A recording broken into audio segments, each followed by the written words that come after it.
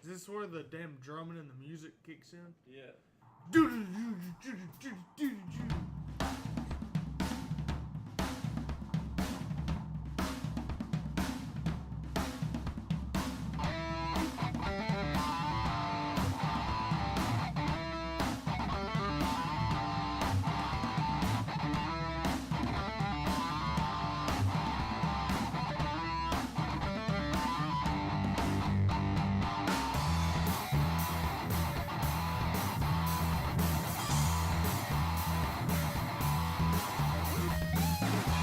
What is going on, everybody? Hello and welcome to On the Pipe podcast presented by Yamaha Motor Corporation USA.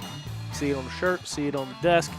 Big supporters of the program, and we are big supporters of Yamaha. Today is Tuesday, May the 19th, 2026, years after zero. I'm your host, as always, Tyler Shepardson. Joined alongside me are Big Rig Craig, who has rabies, and Bush Light Big Tom, live in the studio. What's going on, boys? You have rabies? You didn't hear? What? Oh. Oh, cat's out of the bag. Man, I found a whole raccoon family living in a tree in my front yard. Dude, so, all right. We're getting off the rails early in this one. I saw that the other day, and I didn't know if that was one of Tiffany's, but apparently it wasn't. So no. I was going to say, how crazy is it that you find rescuable raccoons and live across the street from a girl that rescues raccoons? So, the ones that were following me around, that were following my feet, those were Kathy's, Tiffany's, the Pedricks. That was theirs. So, Mom and I were mowing grass yesterday. Mom stops, and she's like looking at something on the ground. So I go over there. She says, it's a baby raccoon. Kathy's on her front porch feeding her baby raccoons, and she walks across the road. Did I hear a baby raccoon? And this little guy is laying in the grass like 5 feet in front of the mower, because luckily Mom was driving it, because if it would have been me, I'd have. Is it because you hate animals? Or? No, I wouldn't have seen it. Damn. I wouldn't have seen it. I'd almost got you on that one. Yeah, no. Little baby raccoon would have been a lot of little baby raccoons. Anyway, so Kathy comes over there, checks him out, like no ticks on him, no fleas, like little baby guy. We start looking up in the tree, and there's a hole in one of the trees, and I'm like, that's fur.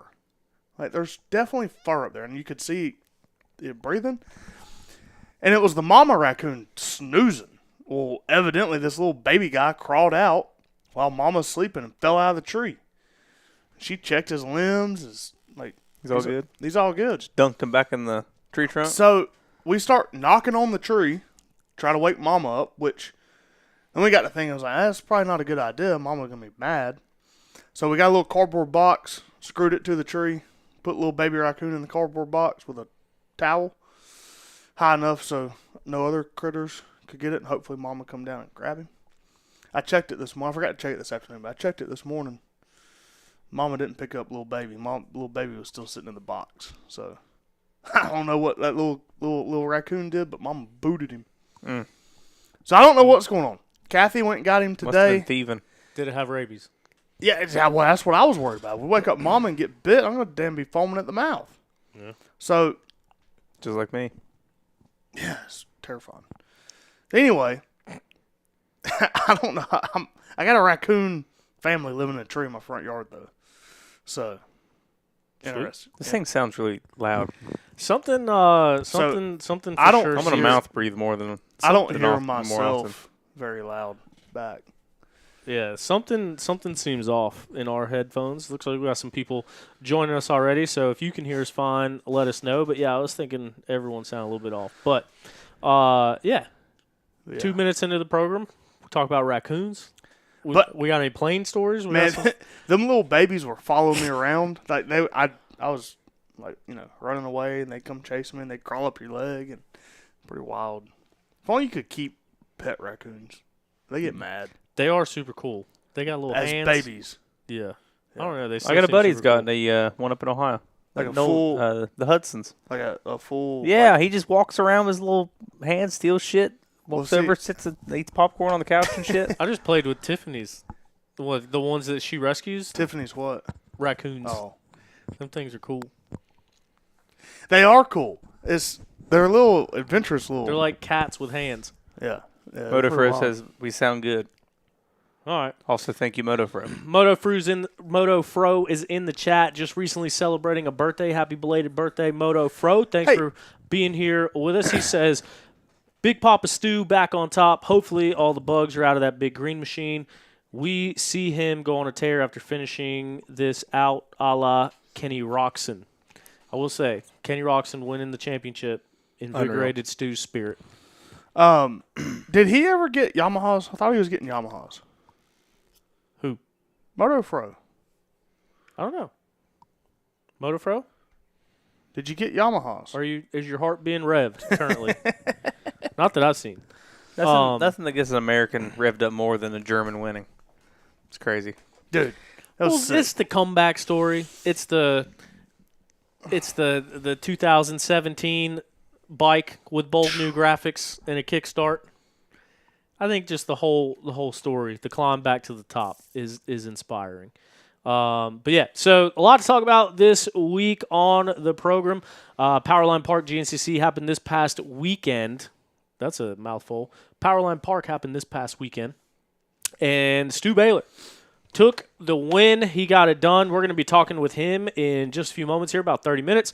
7:45, 8 o'clock, somewhere in there. We're going to get Stu Baylor on the line. We're going to hear from him, hear about his weekend, and hear about this weekend's upcoming Cherokee National Enduro. This is going to be happening down in Greensboro, Georgia. Obviously, Stu, 6-time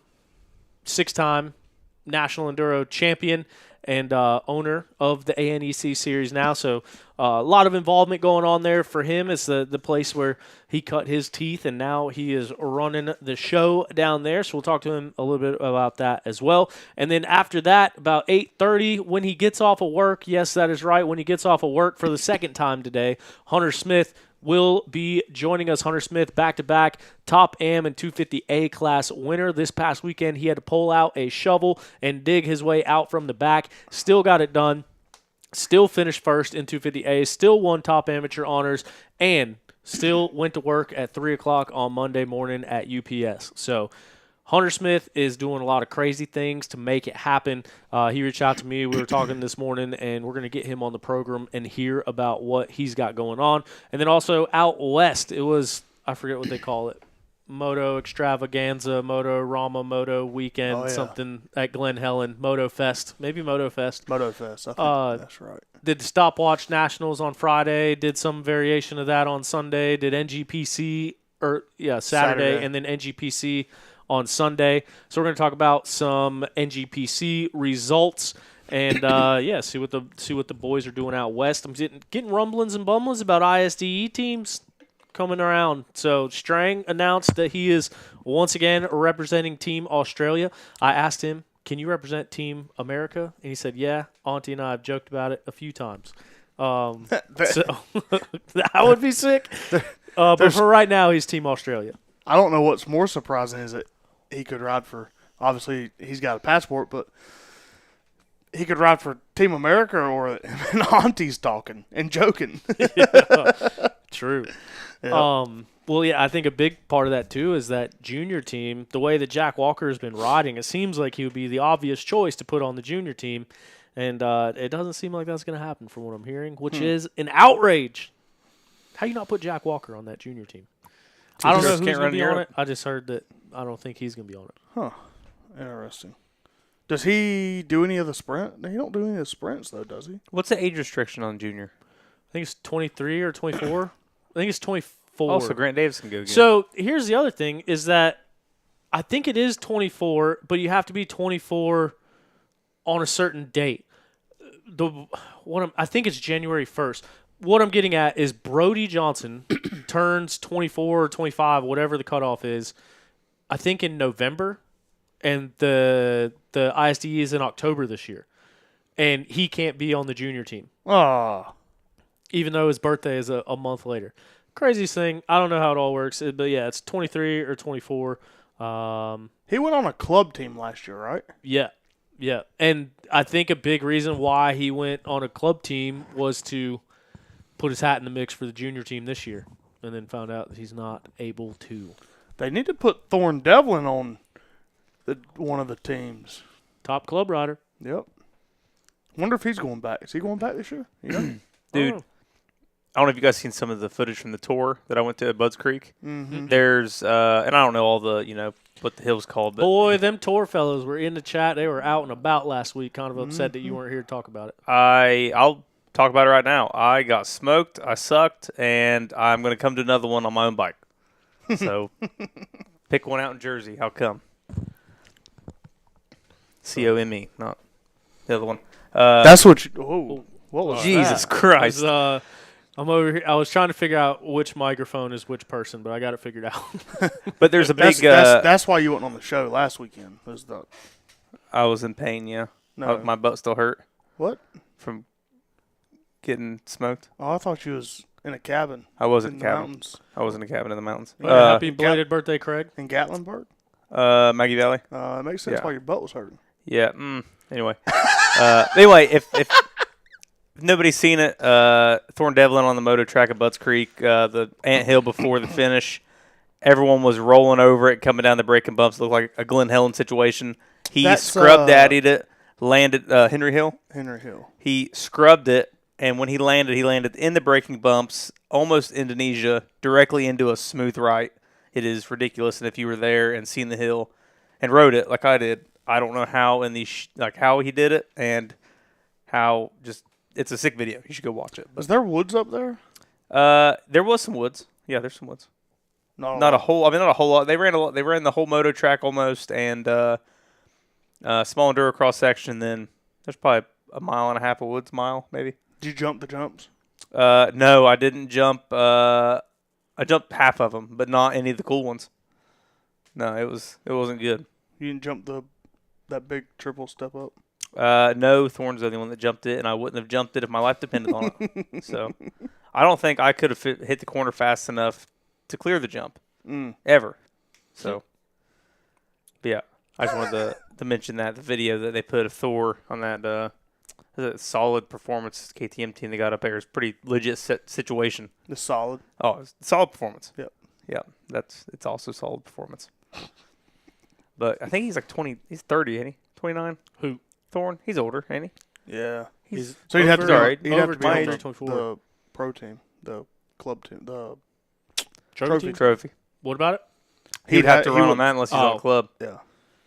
Yeah, and I don't know. I heard rumblings and bumblings about the trophy team. Who'd you hear? I heard the same thing. I don't. When do they normally announce it? Isn't it? Don't they normally We announce can announce it it right now. Snowshoe? I know it. What did you hear? Because Write I it don't down on a I don't piece of know paper. anything. I heard some things that could possibly come to fruition. I don't know either. I'm just lying. Just I making wonder, shit if, up. I wonder if we're able to talk to our guests about who's on the ISD team tonight. We're going to ask him.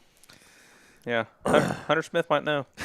I don't know. I don't know. The silly season is one thing. I don't know if it's like treason towards America to talk about the ISD. I mean, we could. I think it makes sense. We could say who we think should be on the team. Brandy Richards. Brandy Richards, I think, earns a spot. Corey Steed. Corey Steed, I think, earns a spot. Goodish. Where's Rachel Goodish been? I know she's like racing overseas and stuff, but I haven't seen her at National Enduro or GNCC. I have no idea. I ain't No talked idea. to her.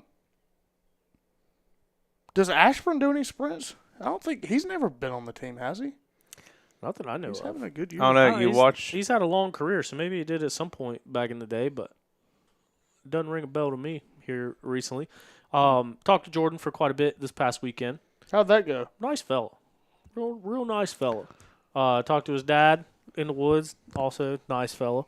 Was he happy with you? Yeah. Yeah. Yeah. He hit me up about buying a bus, and then he didn't reply to me. He He ghosted me. Dang He it. pulled a Craig on Craig. Uh-oh. I was supposed to sell my moped tonight, but What the guy did never what called did me back. what Jordan have to say about the old gray?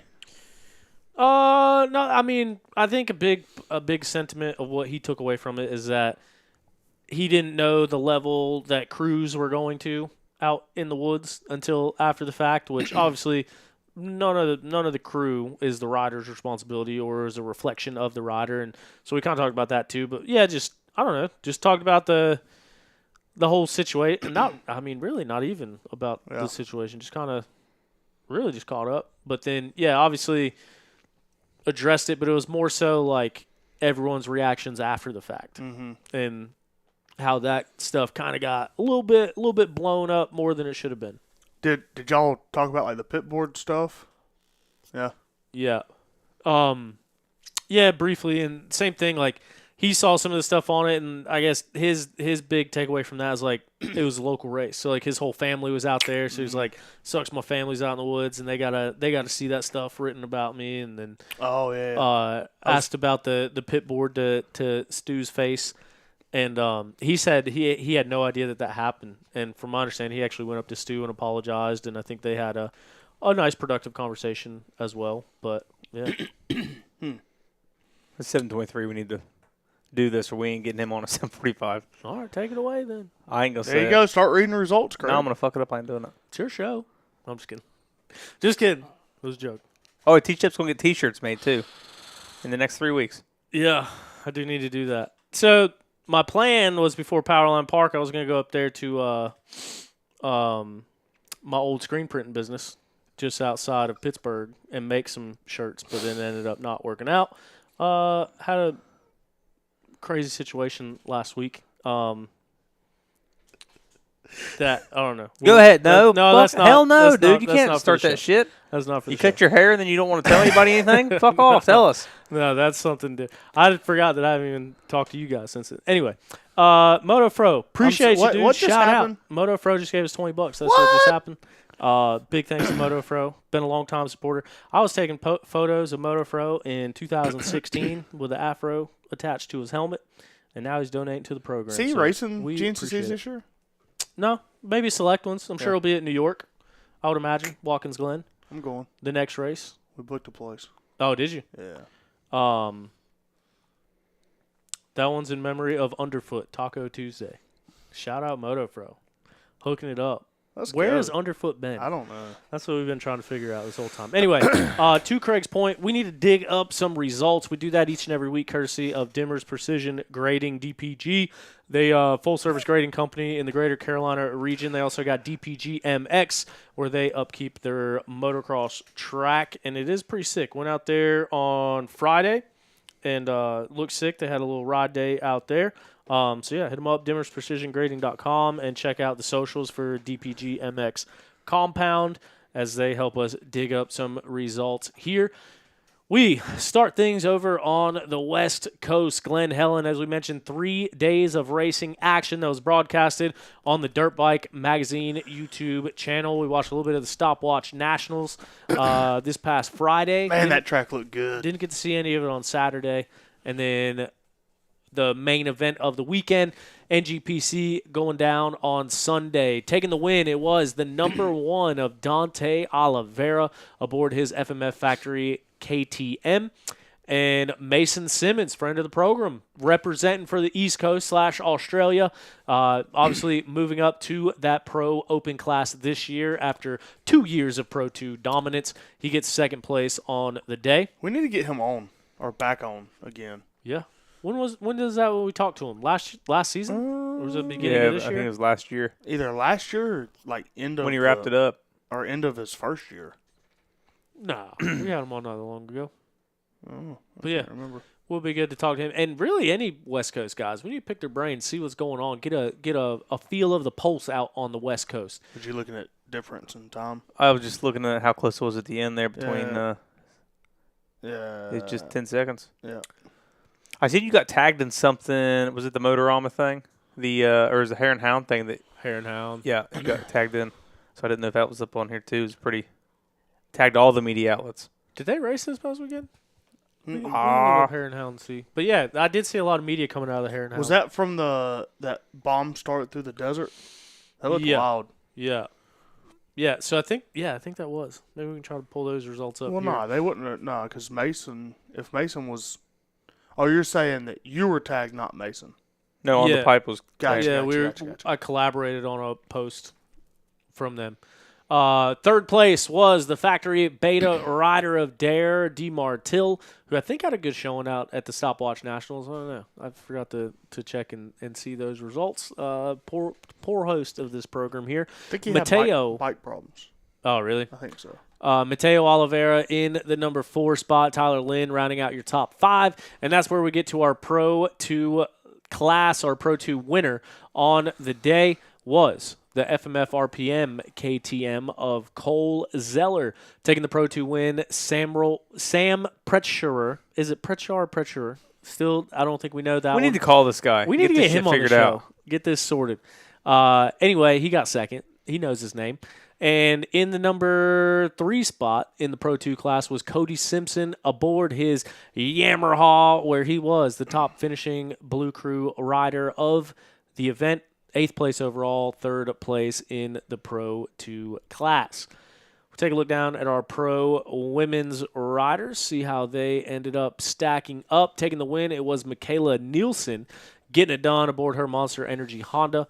Ava Silvestri in the number 2 spot on a Husqvarna, and then Madison Webb rounding out your women's Pro Class podium on a KTM at Glen Helen. So you watched some of it, Tom? What did the track look like? I saw some of the Stopwatch National videos. 1, it was packed. 2, dude, the track looked good. Like, dark, dirt, wasn't dry. Kind of cloudy. I don't know. It looked sick. And, I don't know. Made me wish there was a National there. For sure. Remember the year they had the National there and just a gigantic jump right in the middle, right where everyone was watching. Huge. They always build up some stupid jump. I remember watching it back like 07, 08, 09 when like Villapoto was a 250. Yeah. And I don't know where it was on the property, but there was a massive step up. Them dudes are just hanging off the back. Just 'Cause I don't think there's anything there right now. Like nothing not big. big, no. What didn't they get in a big tiff with MX Sports, and that's why it's not? there's- yeah. there's all Someone kinds told of- me about that. Like, I guess he went on a podcast talking. I don't know. Yeah, Yeah. I don't want to dive into it. Obviously, I don't know nothing about it. Now they just do a whole lot of night isn't races. that the reason? Why Yeah. isn't Muddy Creek a national anymore? because the couple years that they had a good turnout the first year, and then I don't think they had a turnout like not many people there at all the next year or 2 years. It's kind of crazy. Yeah, I think a lot of that has to do with which I could be wrong, but like the owner up there doesn't want one. Oh, Yeah, I How guess much that's money a you good got to? reason Well, you got not to pay to one. have one, right? You got to pay quite a bit of money to have a national there, and then you make your money off the vendors and the gate fee and everything. I don't know how that works. and then just like the prep cost is insane for a national. I went to Muddy Creek a couple times. It got deep there. That and honestly, for a national, it's a pretty small track. Oh, really? I think That's the It's- only it national is I've been to. So. yeah, Or Yes, national well. track besides High Point when we go to the GNCC up there. dude. You need to go to Redbud. Redbud, Dude, Bud's Creek's good. You can watch Bud's Creek's sick. everything. Well, you've been to Iron Man. Oh, yeah. That's true. I've been there a couple times. Back to our results. Let's get to GNCC because we're going to be joined by our first guest here in just a few moments. That first guest of the night is going to be none other than the overall winner, Steward Baylor Jr. Said he wasn't there for second place. And he goes to do that. He takes the win. Obviously, chip on his shoulder from the last round. He's been hungry for it. I will say, I don't know if I'm supposed to say this. When Stu, I was there when he got there on Friday. He could barely walk, dude. He got out of his truck. He was limping, like barely walking. I was like, dude, what's going on? Everything all right? But, I mean, I don't know. He just, I don't know. Made it happen. He goes out there. He gets the win. Drags him into deep water. I will say, we went out there, and we were out in the woods, and I was asking everybody, hey, is it 2-lap cars? Is it white flag? How many laps we're doing? No one seemed to know. So when I came out of the woods, I went to scoring, and I went up to Ricky, and I said, hey, Ricky, what are we doing here? He said, I don't know, Tyler. They won't tell me. They haven't told me yet. And so it was a big conglomeration of people right there at the finish. And once Stu got into sight, they said, throw the 2-lap card out. So they almost threw the white flag going into those last 2 laps of racing. You can see, I think the overall finishing time was 3:04, 3:10, 3:11. What were the lap times? Where would they have been at if they would have done one less lap? I don't know. Oh, we can look at it later. Probably like low 30s. Yeah, 31s. So we'd have been here bitching a storm. So thank you, GNCC, for doing exactly what the rules state. that would have past put them 245. under 245, right? Yeah.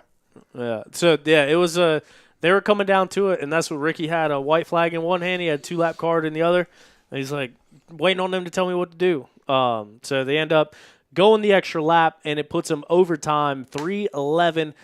Stu got out front, made some quick passes, got a good start, and then passed up for the lead. He said that Craig and Liam knew the fast way around there. The local boys, they ride in that area. They live close to that area. And so he waved them by, followed some lines, got back into the lead with 2 laps to go, and then ended up putting about a minute between himself and Craig DeLong before the finish line. Saw him for the last time at the 8-mile marker, and he threw his hand off, threw up the number ones, and gave me a hoop and a holler when he went by. So I guess he's having fun out there today. Craig DeLong, what a great ride by Craig. We're seeing some of that overall champion Craig DeLong coming back to the surface with the way that he's been riding here lately. So Craig DeLong getting it done in the number 2 spot, spending some time up in front, leading some laps. Got to do a lot for the confidence of Craig DeLong coming down to the wire. And then for the final podium position, it was a battle down to the finish. They came in wheel to wheel, but Caleb Russell was able to make the last lap pass on Liam Draper, both teammates on that Ampro Yamaha team. Caleb Russell gets it done, crosses the flag in the 3rd place spot, first in front of Liam, is what I was getting at with that. Top finishing Yamahas on the day, 3rd and 4th. And, Caleb Russell now stringing together podiums. Two podiums back-to-back, and it feels so weird to even say that out loud that we're pumped on Caleb Russell getting 2 third places in a row. It's been a while. For sure. And kind of like when he was on the show, like, did you ever think that you'd be saying that? And he was stoked on his riding, stoked on how he's feeling, and Yeah. I think it brings a big bummer to the fact that he had to miss a couple rounds this year with how he's been riding outside of that knee injury. So, cool to see Caleb Russell back in the mix, no doubt. Liam Draper, obviously 4th place overall. Angus Reardon, he had a good ride. He had a really good ride this weekend. He takes another XC2 win. And he led the overall for a while, too. Yeah. First few laps, I think. Mm-hmm. Or once he got out in front, because Jack was riding really good, too. Jack had a good day, ended up having bike problems. From what I understand, I think the chain fell off. And then I think some other stuff compounded on top of that. But Jack putting together a good day until that happened. But Gus Reardon putting together the winning run in the XC2 class and getting it done there. And getting right back in the hunt for that championship points battle in the XC2 class. We'll look at those points here in just a few minutes. Josh Strang 6th, Grant Baylor 7th, Ben Kelly, who's right in he was leading the points. Just one round to go. Obviously crashed out of the last round, still showed up and raced this weekend. Got 8th place overall, some solid points towards the championship. Brody Johnson gets his return to the XC2 podium. He moves into the number 2 spot, 9th place overall. Jordan Ashburn, our current points leader, in the number 10 spot overall. Read his post. Think he did a little bit of crashing. I don't know if anything particular happened or just kind of off day or what it was for Jordan Ashburn. He seems to be the level of consistency that a lot of people want to be. And so to see him kind of fall back after the rides he's been putting together here lately, not sure what happened, but I am sure that he'll rebound from it as we continue going forward. Jason Tino, sick all week long, met his dad out in the woods, talked to him for a little bit this past weekend. And, yeah, Jason Tino battling sickness all week long. I think he went straight to the medical tent when he finished the race this past weekend, so taking everything out of him to get that final podium spot in the XC2 class. And then looking at our top amateurs, Jigs Fustini was out in front for a long time, riding really good this past weekend. But Hunter Smith, as we alluded to earlier, pulled out a shovel, did some digging. He was like dead last going into the woods, scanned in 10th place on the first lap, slowly picked his way up through the field. And I think he had some brake issues. And so, yeah, he lost his rear brakes on, I think, lap 3 or 4 and still battled through all of that to get to the front of that 250A class and take that win. I guess he was in such a hurry so he could get to work at 3 in the morning and get out of there as quick as he could. Jigs Fustini, winner of the 4-stroke A Lights class, who Caleb Wood had a good ride in the 4-stroke A Lights class too. He was out in front there for a little bit, but Jigs, dude, he's just been on it here lately. We've seen him win a moto at J-Day. We've seen him doing good at GNCC, taking another 4-stroke A class win. Colton Shields would be your third and final top AM podium rider, and he did a little bit of digging from the back as well to move his way up into the number 3 spot for the overall top amateur honors and second place in the 250A class. Man, I was looking at actually I just had this thought that 250A top amateur battle right now has been pretty interesting. How many guys have been up there like flip-flopping that thing and how competitive it's been. Yeah. I feel like a few years ago it was literally one person. JoJo and Gavin? Would get that top amateur. Well, like even before that, like I'm thinking back to like Bollinger days. It'd be him every weekend. And after that there was always somebody that was just one person winning that, like dominating that amateur overall. But then I was also thinking like how few people there are in XC2 and how many other guys probably should be in XC2 from the 250A class. 250A class. Well, yeah, especially whenever you see 4-stroke A like Jigs, going wheel to wheel with all the XC1 guys at J-Day. So these guys got the speed. It's really just, in my opinion, like if Jigs jumped up the XC2, just like who was it? Like Gavin this year jumped up the XC2. All those guys are very similar in speed. Like if you put Jigs, if he starts off an XC2 or he starts off an XC1, those guys are very similar in speed. So I think it's a lot of times just who you're taking off with and the pace they set early to that point. Yeah, I mean, there's, 1, 2, 3. Am I seeing that right? There's 3 XC2 guys in the top 20. How many did you say? 3. Yeah. 1, yeah, and then everyone else 2. is amateurs in XC1. Yeah. Man, we bitched about how XC2 is just so big, no one wants to move up. Now there's 5 guys in XC2, and now we're bitching because there ain't enough people moving up to 250A. Keep moving up. To be the B class next. But dude, walking down the start line and seeing the XC2 road this past weekend, like they were all spaced like 80 feet apart. Yeah. It's like where's everybody at? What's going on here? Yeah. They're all sitting on 250A. The other thing that I was thinking about too is like all the guys that race Open A. Like Cole Whitmer has been racing Open A since I can remember. He's a big dude, and I think that's part of why he races Open A. But then like, how does he make that transition to pro? How do you go to the XC2 He'll go class? XC1. I think you go XC1. You think we'll go straight? I think he'll go straight to XC1 because you're not going to make any money. And I mean, if you're going to make any money, why wouldn't you go to XC1 where the payout's more? That's well, it's not. your team contract could be more, but you get paid off of the top 15 spots overall, no matter what class Yeah, you're so in. them boys are making. I guess Some of them are making money. so. Well, starting up front, I think would make it better, especially whenever you're 190 pounds, like Cole or whatever he is, 200 pounds on a 250F. That's Yeah. what That ain't good math. That's what Chris Bach did back in the day. He skipped XC2, Really? went straight to XC1. Yeah. I mean, just kind of think about that. Like, you get used to riding that 450 for all those years. Like, it'd be tough to not only make your pro debut and make that rookie season in the pro class, but you're also going back to a 250F. You got to learn how to ride it all over again. Yeah, but I think you got to be prepared. Like, if you're making that jump from A class to XC1, you got to be prepared to get your teeth kicked in for a while, and you got to be prepared to do it with no support or little support for a while. Yeah. Until somebody's like, all right, this dude can hang up here, run top 10 from XC1. I think it's hard for a lot of guys too to go from 350s, 450s back to 250F. Like I don't know, do you remember Levi Keller? Yeah. He was a Ohio local, and he won Open A there for a couple years, and he got like a top 15, like 11th. Like he was very good in the overall. And Back when there was 30 XC2 guys. back when it was big, and he would be all the way up in the top 15, top 10 overall almost. And they gave him a Yamaha, the motorcycle shop in Ohio. Nick O'Brien's parents helped him out with a 250F Yamaha for XC2. I don't know numbers-wise, but he was not close to what he was. Well, it's like I remember asking Connor Smith when he was riding Open A. I'm like, dude, what are you going to do, like, if you're planning to go pro in this? So what are you going to do when you have to get back on 250F?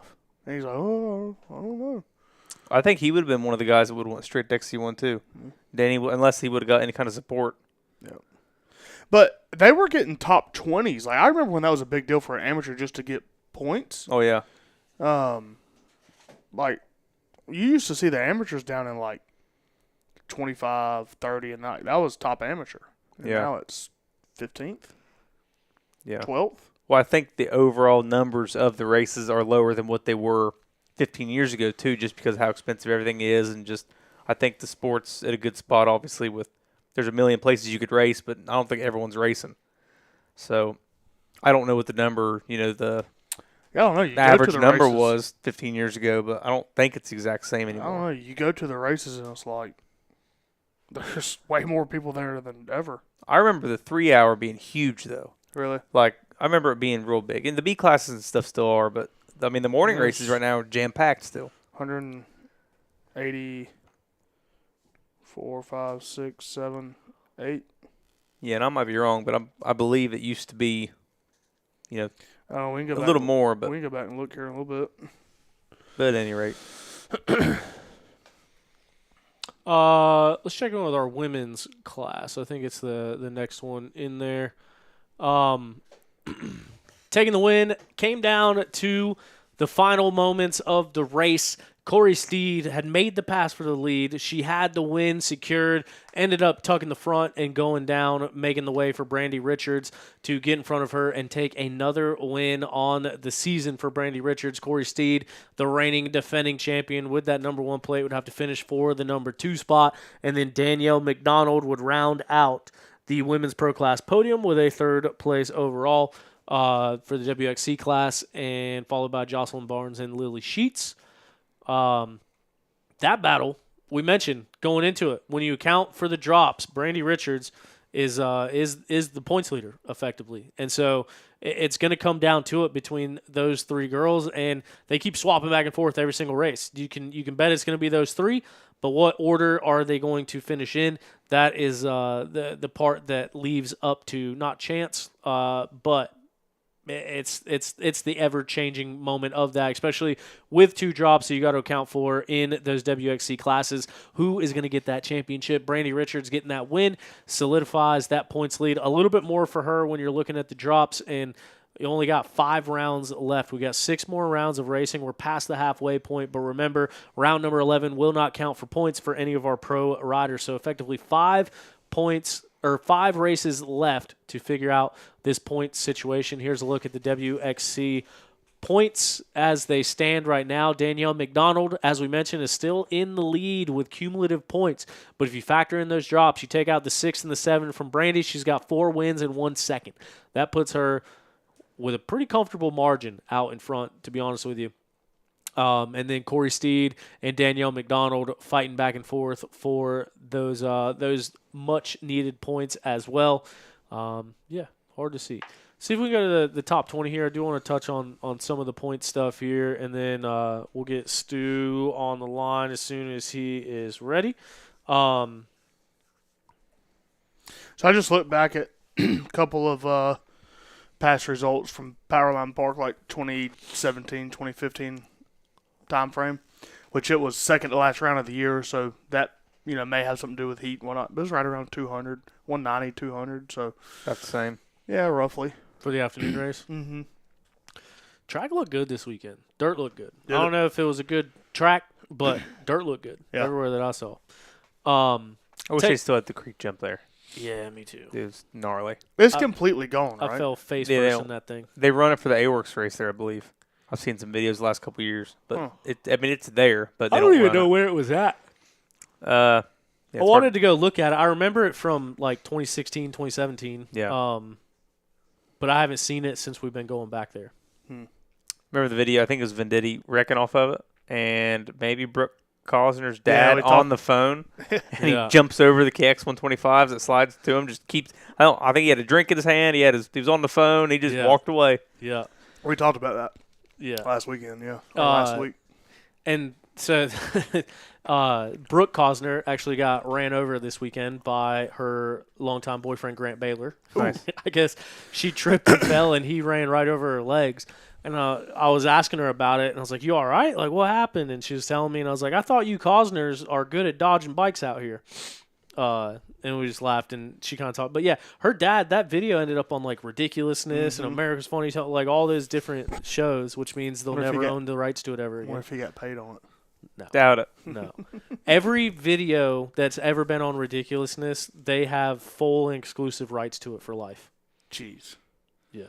Yeah, Rob Deerdeck's a madman. Yeah. I saw an interview with him, and the guy was asking about it. He's like, that's kind of,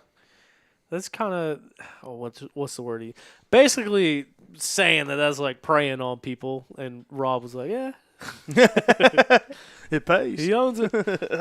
Anyway, looking at our top 20 overall points standings here, Jordan Ashburn continues to lead the way. Keep in mind, XC1 is scored off of overall points. There are no drops. Every point counts. Every point matters except for round number 11. And Jordan Ashburn leads the way, 137 points, a 10th place finish. But obviously, like we mentioned, he was trailing Ben Kelly going into the Old Gray where he got that win.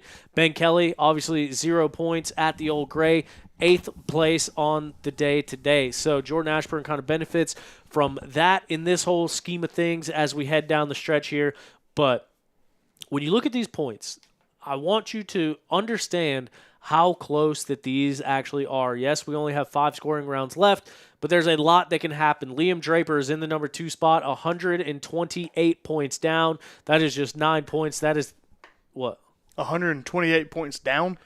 128 points. 9 points down. There we go. Isn't that what I said? No, you said 128 points down. Oh, in my head, I thought I said 128 points, 9 points down, because what I was getting to is that is the gap between first and third place. So Liam Draper goes out and wins in New York. Jordan Ashburn gets second. They're now tied for the points lead. So that is how quickly this whole thing can change. Craig DeLong, as we mentioned, seeing this resurgence coming out of him, a 3.42 in his last 3 attempts, 121 points for him. Ben Kelly drops down to the number 4 spot, 112 points. And then Stu Baylor taking his second win of the season. He's got 4 scoring rounds out of 7, 3 blanks on the scorecard, 103 points. That puts him 34 points out of the lead, which seems unsurmountable. But I was talking to him a little bit about it before, and I was like, dude, you're not completely out of this thing because we see how crazy this is. Jordan Ashburn getting 10th. That can happen any given weekend. Liam Draper, Craig DeLong. Bad races can happen, whether it's a simple mechanical or God forbid, anything else or anything worse. But that is how quickly this whole thing can change. 30 points is what it pays for the points lead, pays for the win. And so being 34 points out with 5 rounds to go. I mean, this thing is really still up in the air. You know what's crazy is looking at the results from 2025 at like round 7. Ben Kelly had like 200 and some points. Yeah, I mean, like in his last 3, so he ended up like 200 some, like 53 or something like that points at the end of the season. That's what he won it with. And his last 3 rounds were like 6. There was a 10, and like it's kind of messed up. But a whole lot more ones, a whole lot more consistency last year for everybody. I mean, the average is way more. We've talked about this a couple of times. Looking at this and all the blanks is insane. Yeah. I've never seen the top 20. I mean, Stu in 5th overall, 5th in points, has three blank rounds. And 100 points. It is, I mean, and then you go down here, I mean, from Gus down, there's 4 or 5 total scoring rounds?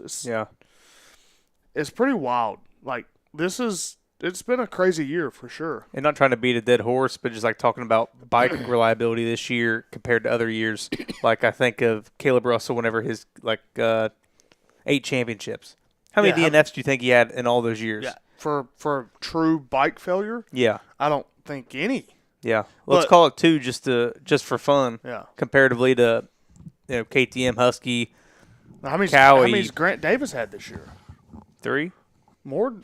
Seems like more. Well, 3 and he's crashed out of the rest of them. Yeah, and that's something else like we talk about like beginning of the year. Nobody would have ever thought that Grant Davis be where he is. He's not even in the top 20. Yeah, he is. He's 13. Oh, yeah, there he is. Okay. But what he's done the past couple years, like expected him to just dog walk everybody this year. The 2 scoring rounds he has is a 2nd and a 1st. Everything else, DNF.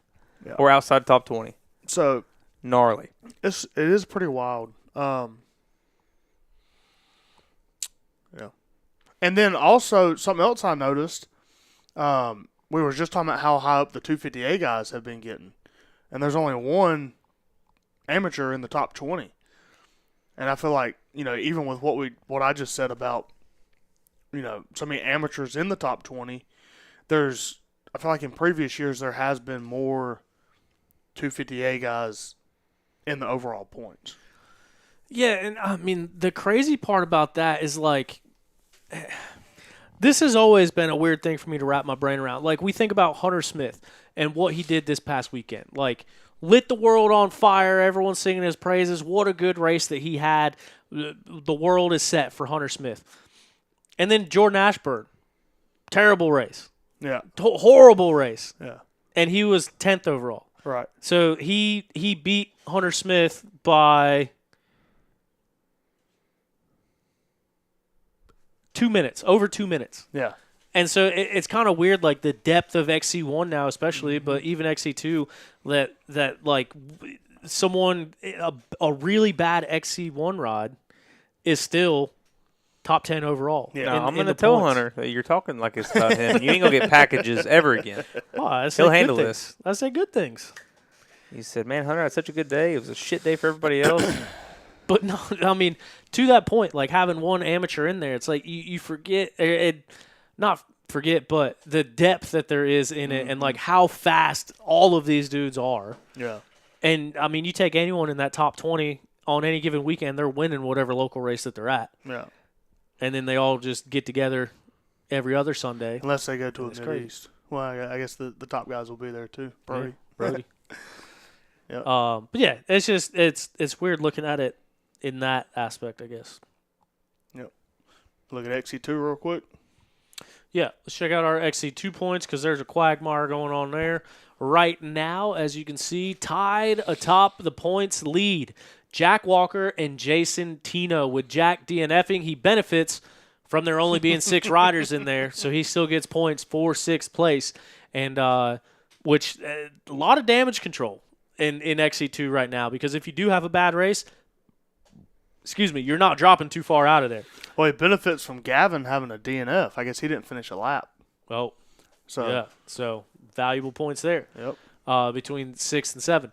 But, so Jason Tino riding through sickness, making his way onto the podium, obviously coming off of 2 wins, back-to-back wins in the XC2 class, and now a 3rd place, taking advantage of Jack Walker's DNF this past weekend and tying up the points lead. So they will both be running the white plates as we head into round number 8 at Watkins Glen. Angus Reardon, who we saw get off to not the best start of the season, a 12th and a 10th. That's when people were showing up for XC2.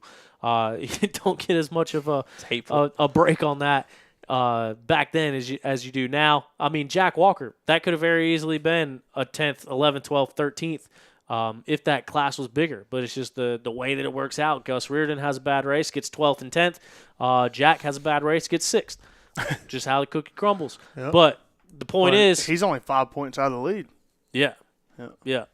And he gets the win at Camp Coker, kind of gets himself back in the mix, up and down race at round number 5. Old Gray holds on for the number 2 spot, and then he gets his 2nd win of the season this past weekend. That puts him right up in contention, 145 points. And then Brody Johnson, who is also still right there. He's been on the podium or around the podium all year long, trying to figure that bike out. 140 points for him. So all the way down to the number 4 spot, 10 points is the gap between our top 4. That's pretty tight. Pretty exciting. And look at Lippy. Lippy holding in there. Top 5 in points right now. Lippy has been riding good. Consistency, finishing races, it's good. Yeah, big 4th last weekend. Check him out. I'm pretty sure he lives fairly close to there too. I think he's in West Virginia, but over there by Williamstown where Thad's at. I think he's fairly local. Yeah, I think he's over there by Thad and him. Is Thad riding? I don't know. He's having hip issues. He's not racing. Yeah. I seen his post alluding to there was some Maggie's drama going on with parents hating on Jacoby or talking shit or whatever, pissing people off. What did they say? Oh, well, all it said was 7 years old and already pissing people off. I love it. I'm here for it. No. Yeah. We got into the kids talk, and Jacoby is one. It's like every result you see is just positive. Like it's just everywhere you look, he's winning something. Second or overall from the second row, yeah. or he was in the overall and then slid out, or something dumb happens. Hell yeah! Is your boy ready? He About to find said out. he said he will be 8.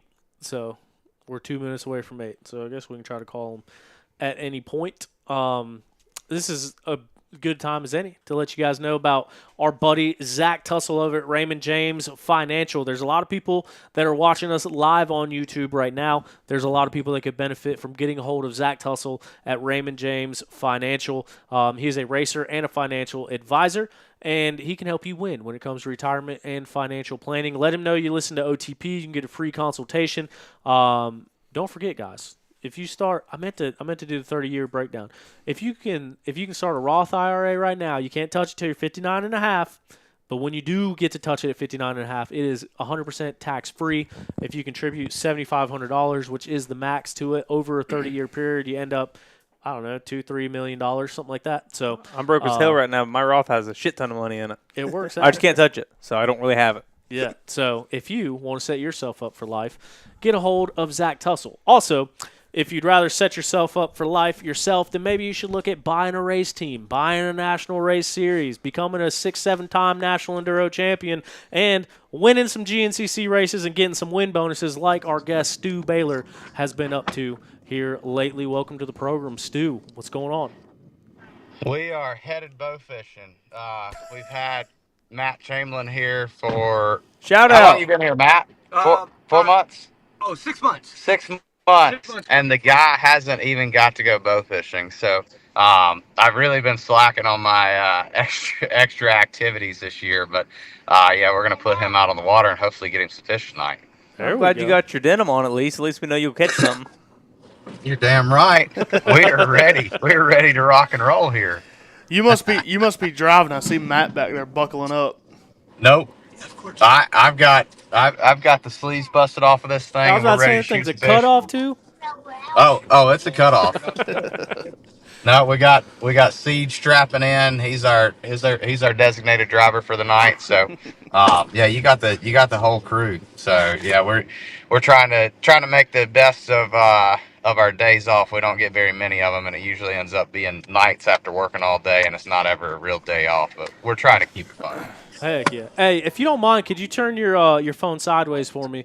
But Sorry Siege, about that. Oh, you're good. Siege was it just helps the formatting a little bit, but Siege was trying to get on the show this week. I heard he has some stuff to say too. So we got the whole Red Bear Racing team in here with us. The mechanics, everything. Matt called into the show a couple rounds ago, but I know we're limited on time. So want to get straight into it. This past weekend, you got the win. Obviously, things went down the way that they did at the Old Gray. I know you had to be hungry to go out there swinging and get the win this past weekend.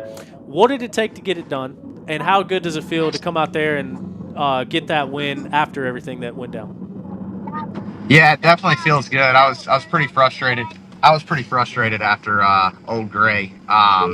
Yeah, I just, man, that was a bummer. I felt like I rode a winning race there, and yeah, like I'm not taking anything away there from Jordan. I think it was just a race line that he found himself on, and I just saw that there was ribbon up there, and yeah, I mean, I saw the line. Obviously, in my position, I would say that no XC1 rider is going to argue that I don't miss lines. Like, if I see something, I'm one of the first ones to spot it and one of the first ones to be able to take advantage of them. And, yeah, just to get passed on it twice, I just felt like it was in a spot right there below a camera shot, and it was questionable. And, yeah, I mean, to his defense, like, he's not, I'm not saying he maliciously went out and cheated, but I felt that the wrong choice had been made, and yeah, obviously there's a lot more to it, and conversations that happened after the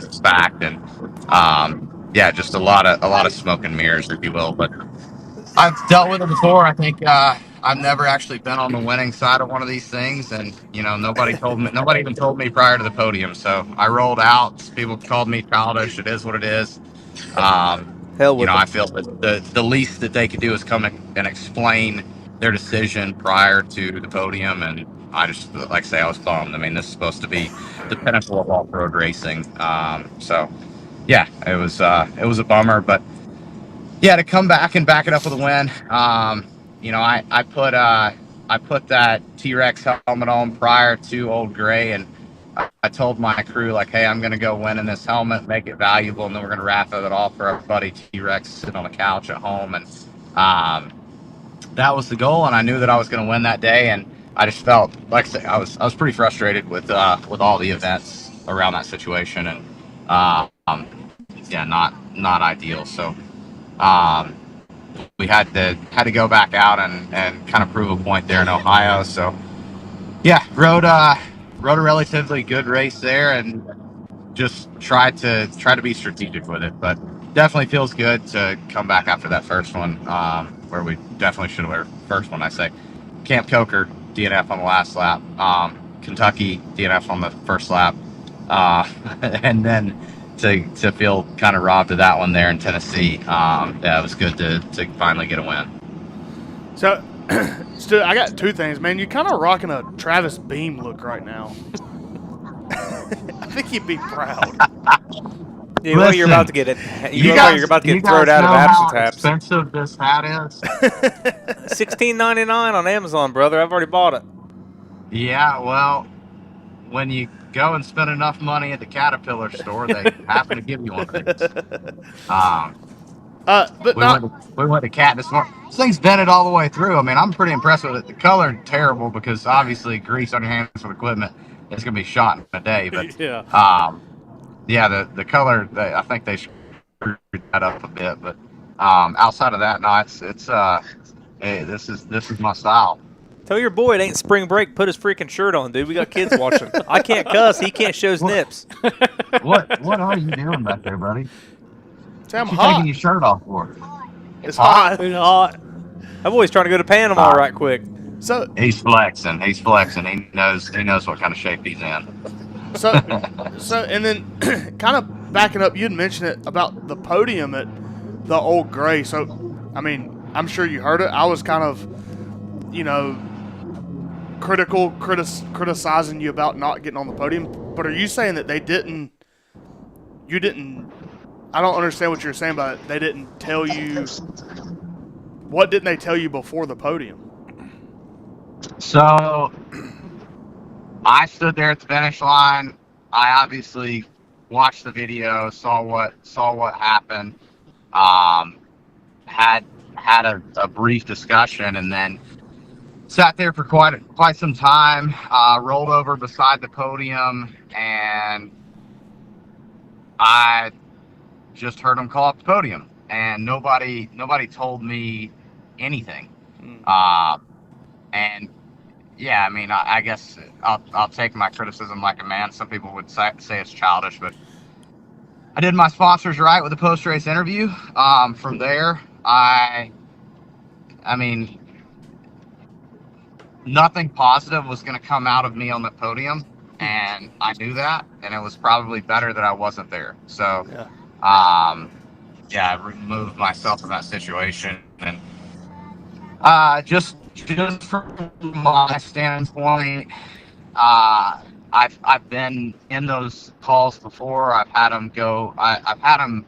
I guess the one time I can remember I was on the good side of one was our first year at the Jennings Farm in West Virginia, and I believe it was BK that got off the track briefly, and somebody, Fred Andrews. I'm not like Fred, but I'm just Freddie. Always fucking Freddie.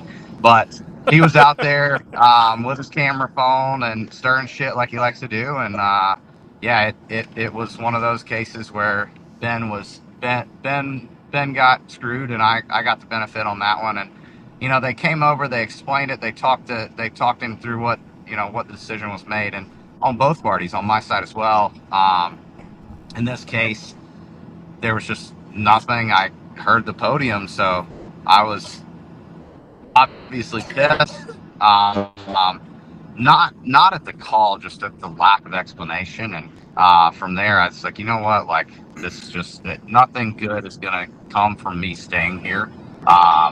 It's no different than in Kentucky. I left before the race was over. I've never done that in my life, but after the year that I had up until that point with issues, 3 rounds at that point. I'm old enough to know myself and know when it's better just to remove yourself from the situation, and that's what we did. And I understand, obviously, running a series, running a race facility, having races. I've been the guy that has to call the shots as well. So, I'm not bad mouthing those guys for what they have to do. Everybody's trying to make the best decision. I just felt in that case it was handled poorly. Yeah. I mean, that's a good way to sum it all up. And I kind of, when I came on here and talked about it, it was like, why don't we see a penalty report or like a public explanation of what happened so we know what's going on? But yeah, I mean, I don't know. It's one of those tough situations that get put in the position of talking about it, and obviously being a weekly show on here going over what's going on. But back to this past weekend's race, another thing that we kind of talk about is the time. I think there's been 3 races this year that have been under the 2:45 time limit. This one was coming down. Tennessee was one. Tennessee was one. Just so you know, I equally was not stoked on that. So yeah. Tennessee was one. That one was 2:42, and like I said, the way that it ended, if there was another lap to sort it out, who knows what happens. But I went up to Ricky Towery to figure out what flag was going out, whether it was going to be the white flag or the 2-lap card. He said that they hadn't told him yet, and basically until you were in eye shot of the finish line, had a white flag in one hand, 2-lap card in the other, ended up getting the 2-lap card as you were coming through. That put you guys overtime. I think 3:11 was the finishing time, but it would have been under that 2:45 had you not gone an extra lap. So being out there for both of those situations in back-to-back races, one's undertime, obviously this one 11 minutes overtime. Are you thankful in those moments to get past that 2:45 mark, or is that one of the ones that you would like to saw ran a lap short? Man, I feel like it's a 3-hour GNCC, and that's part of the racing. And I feel like over the last couple of years, we've seen a lot of races go short. And I would say that I'm one of the guys that does better the longer the race goes on. And when we see those 240s, 243s, it cuts me of my time to shine. And no different than Tennessee. I felt like there was just a lot that wasn't right with that day. And I get frustrated when you line up, and we've had to do it at National Enduros, and I will have to do it in the future there as well, and cut a section. It just is what it is. It happens. So again, things just happen. It happen. It's not that anybody's. I guess a lot of people like to automatically go at GNCC's throat and say, they cut it. I don't think that's the case. I think they're trying to make the best call with the time that they have. And but there's definitely been a lot of races where it's been a bit shy. And for me, I'm one of those guys that I want to see a full length race every time. Especially the big difference between running 20-minute lap times and running 35-minute lap times. I think that plays a big role in making that call too. But Craig had one. Do you think that how big GNCC is and how big it's not just like Supercross and Motocross, but is there any way to be able to do it like a non-biased governing body for the big, like, kind of to hold themselves accountable as a series more than just having 3 people who are affiliated, the MX Sports obviously, that is there any way to make it like an unbiased, like, rules, like people like calling themselves out? Well, that's what AMA is supposed to be. That's literally the whole point of AMA being there. What do you think about, like, just something like that? Do you think there's any way in the future that could be implemented, and what's the best way, if you've ever thought about it, how we could go about it? I think that every year something else is brought to light. Every year something changes, and there's a reason for change. And there's a reason there used to not be an XC2 class. There's a reason there became an XC3 class. There's a reason the XC3 class went away. It's just things change over time. And I personally do think that there's probably a time that is coming where we should see some change. And obviously I've got to kind of somewhat be tight-lipped on what I can, but I'm not the tight-lipped person. If I was, I wouldn't even. I knew that was a loaded question, so I didn't mean to. Yeah, it is. I mean, I'm not enemies, and nor do I ever want to be enemies with the Coombs and Race Productions or any of that family. But I do believe that there needs to be completely unbiased decision makers, and I don't think that there are any at this time. Is that not what AMA is supposed to be there for? I think to an extent, but no different than our rule book. Let's say with National Enduro, there's gray areas. Like it's so difficult. I mean, I know that there's things that happen in that 12-mile, 13-mile loop that nobody sees, nor will anybody ever see it. And I think that everybody's trying to make the best decision, and sometimes it's about affecting the few versus the many. And yeah, it's tough.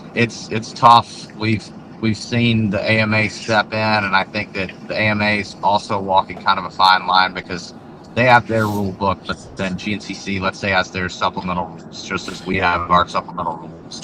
And every series is still.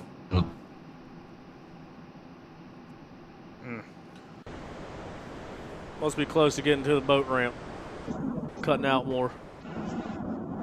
I should have perfect service through here. That's why I've got Cody going this route. But we're actually going around our elbow to get our ass here. But Sorry. Speaking of, you cut off a little bit, so I didn't hear what you were wrapping that one up with. But yeah, didn't mean to paint you in the corner, especially when you're running a national series as well, as far as coming down to stuff going on with series. But a couple GNCC things before we move on to Cherokee National Enduro this weekend. One, how's Cody feel being a mechanic of a two-time winner so far this year and being on the podium? What do you say, Cody? We're making it happen.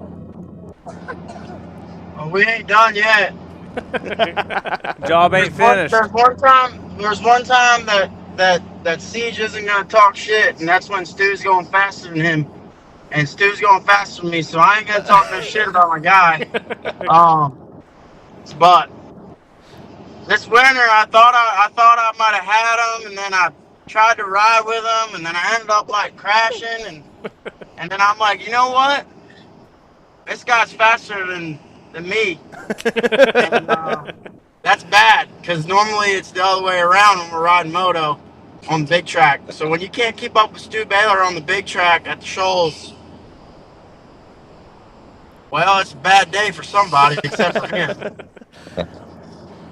Well, there you have So we're right exactly where we're supposed to be. I don't, normally I get super pumped whenever I start doing stuff that makes me excited, and this makes me really excited. But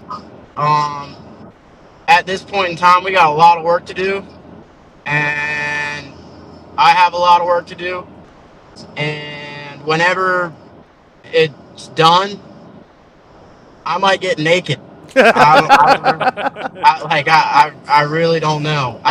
It's got to be on a Friday. We both have been taking it pretty dang serious. I mean, I've been doing karaoke completely sober, so Oh if that shit! tells you anything. That's So, tough. I bet Kawasaki's pumped. yeah. Also, want to touch on that. GNCC stole my karaoke idea. Yeah. Completely ripped it off. And then I went and sang karaoke, and they totally butchered it. Yeah. Dude, I'm so sitting there trying to sing "Ba with the Ba," and I'm The trying to hit the raps, uncensored and version. The chorus is playing in the background. And I got Maggie Duvall coming up to me in the morning saying, "Could you not shut up last night? My kid was trying to sleep." And I was like, "This is why they should have it on Pro Road, Maggie. They want to go have a registration right by your camper, don't they?" it was pretty crazy that we've seen Kawasaki karaoke happening every Friday night, and then it moved to Kenda karaoke this past weekend. They did it on the whole stage. I heard Siege singing the unedited version of Limp Bizkit out there. I was worried you were gonna get shut down for that. They're good at stealing ideas. I bleeped my words. I was bleeping. I was all right. Oh man, Dude, look at Levi in the back. The ladies loved it. Yeah, did you get any feet pics ladies sent to you over loved that deal or what? Say that again? Did you get any feet pics snapped over because of like immediately following or not? I had some comments and concerns. Yeah. Yeah. Well, bad publicity, A lot still of people publicity. thought I was drunk, but I wasn't. Hell yeah. But no, we're as far as racing goes, and me being the guy who worked on two wins, should have been 4, but way she goes, I guess. At least there's 6 more rounds left, or 5. I don't know what you. 5. 5 to count. For us. Yeah, 5 for us. So yeah, 6 rounds for everybody else, but a narrow window for us, and yeah, wild season with a bunch of points, kind of shaken up, and I guess not completely out of this thing. Obviously, looking back in the mirror, yeah, we had some stuff that took us out that was not anybody's fault, not rider error, not mechanical error, just fluke things, and pretty frustrating. So now we don't have any wiggle room. So I have to be great, and Siege has to be even better. Matt, we were just talking about the points. Have you ever seen a top 20 with so many blanks? It's Wow. Insane. I mean, yeah, I it's very spread out. It's very spread out. So I mean, what's your thoughts like going into it? You're 34 points down, but we know how quickly that can change. I mean, it's 9 points from first to third. I know I harp on that all the time, but that is a huge gap from first to third. Especially when you're talking about making up 34 points and like Jordan getting a 10th this weekend, or Ben crashing out at Old Gray, or Grant Davis having bike issues. Like you having bike issues. Like this stuff can happen on any given weekend. So 34 points, 5 rounds left. What's your thoughts going into that? Because it's still, it's not over. Man, I'm just going to win races. Honestly, like at this point in the year, I'm not really focused on any one thing in particular aside from winning races and trying to have fun with it. So, Snowboard. That's my bad. yeah, snowboard would be cool, but you know, I won that race in XC1. I just needed Josh. You know, he needs to come. I really would like to get a snowboard. Yeah. So snowshoes, obviously, they're top of the bucket list. It's one of the few events that I haven't got to put my name on. That we're racing in GNCC today, and yeah, it's frustrating. You know, I know the numbers. I know that I am the winningest rider to not have a GNCC championship by a long shot. So. Yeah, that's definitely, you know, I guess it's on my mind. But right now, I'm actually booking tickets to go race a World Enduro. So I'm just kind of doing stuff a little bit different. I don't really have any time to do any of this stuff, but I wanted to go do a World Enduro. I might end up doing Vegas to Reno, and you know, it's not things that I would ever do in a championship position, but I'm just treating it like it's just another year, and we're going to race our dirt bikes and hopefully get some wins along the way. When is that World Enduro? Yeah, what's the date on it? I'm going to do the GP of Portugal. There's 2 of them, back-to-back weeks, and I'm going to do the one, I want to say it's the 12th through the 15th. So we'll fly out right after New York. Isn't the ISD in Portugal this year? I believe ISD is in Portugal this year. Oh. Yeah. The GP. But yeah, so I'm gonna shoot over. What's that? I said the GP in Portugal always looks like a sick one too.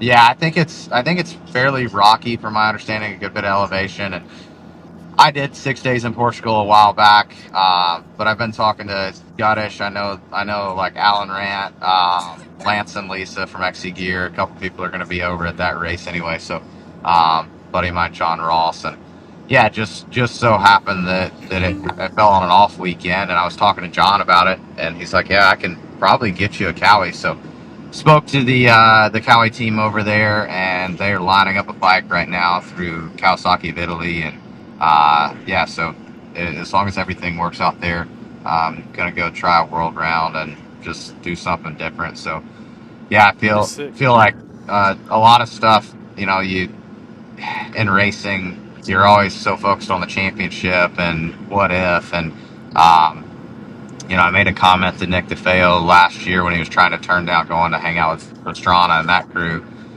Like, from my opinion and hindsight, because I definitely did it. Like, I'm not saying that I'm not guilty of doing it. I'm one of the worst, but in hindsight, dirt bikes will take you to some badass places, but only if you say yes. And when you're young, you know, this mentality gets beat into your head of focus on the championship. You know, don't worry about going to do a World Enduro. Don't worry about going to do an ISD. Don't worry about going and racing a motocross racer. Definitely don't do a backflip at Pastrana's or do anything with Travis at all. I think it's like a very stiff stipulation. What about skimming ponds? What's that? Oh yeah, skimming ponds. Absolutely not. Absolutely not. So, yeah, I feel like for the first half of my career, the majority of my career, I was always concerned about that stuff, and I had a lot of very cool opportunities along the way, and just turned a lot of it down. So, yeah, I don't want to. I was talking to my wife about it. She's always wanted to go do some world enduro stuff, and I wouldn't say that it's something that I've been working hard at. I was definitely probably more fit and faster to do it years ago, but I was so focused on not messing up anything here in the U.S. And now I'm at a position where when I'm done racing professionally, I know that I won't even be able to compete for a top 20. And at least right now, I feel like I could go compete for a top 10 over there. And, it's nothing like what we do. It's nothing like the style of racing that we do here in the U.S. So I know for a fact that I'm not going to go over there and set the world on fire. Those guys do that every weekend. It's like when they come to do a GNCC. I think obviously Joe Sub's first GNCC, I nearly beat him with a broken neck and an offset broken wrist. I mean, he was nowhere near the pace. So, but yeah, like it's a very different style, and I just wanted to go do it while I'm still competitive. So, yeah, that and maybe Vegas to Reno. We flew out to Utah last week to go give the kid a little taste of Supercross, and got to do the golf tournament. Yeah. Stuff saying, of course, got less time than I've ever had in my life, and I'm adding all this extra on it. So. But you're not saying no. Dude, you got to show up to that GP wearing exactly what you're wearing right now. That'd be gnarly. Go ahead and get a huge American flag tattoo on your arm. I don't know what you got, but just that'd be solid. I'm working on it. I've got an eagle, and basically right from the eagle, I want to go an American flag back up and around my tricep. So that is literally the next tattoo I'm getting, and I've got to get it before Portugal. Good thinking. So yeah, I guess I got to get that in the next 2 weeks. But yeah, show up, bar fight, freaking denim. Punch Josep Garcia directly in his face. Be like the opposite of Talladega Nights when he walks into the bar. Yeah. Man, I appreciate your time. As you mentioned, time is a valuable commodity, especially with everything that you got going on. So appreciate you taking a moment to chat with us. This coming weekend is the Cherokee National Enduro. So just kind of last thing here, just wanted to leave you with your thoughts on why people should come out and check out these National Enduros and kind of the stuff that we're doing different, and why this weekend is a can't miss one down in Georgia. Man, the Cherokee Club, obviously Alan Rant, who ran National Enduro for 17 years prior to the new group, he said if you're going to write a book on National Enduro, Cherokee would be the ones to write it. So I think it's just one of those clubs that it's funny, but a lot of the riders are fast, like AG, Brett, Casey, like the group that I know, the core group of guys down there, they're fast guys, and I think that they lay out trail that just flows fun. I mean, there's definitely some tight stuff. I know some guys complain that you got to use bark busters there.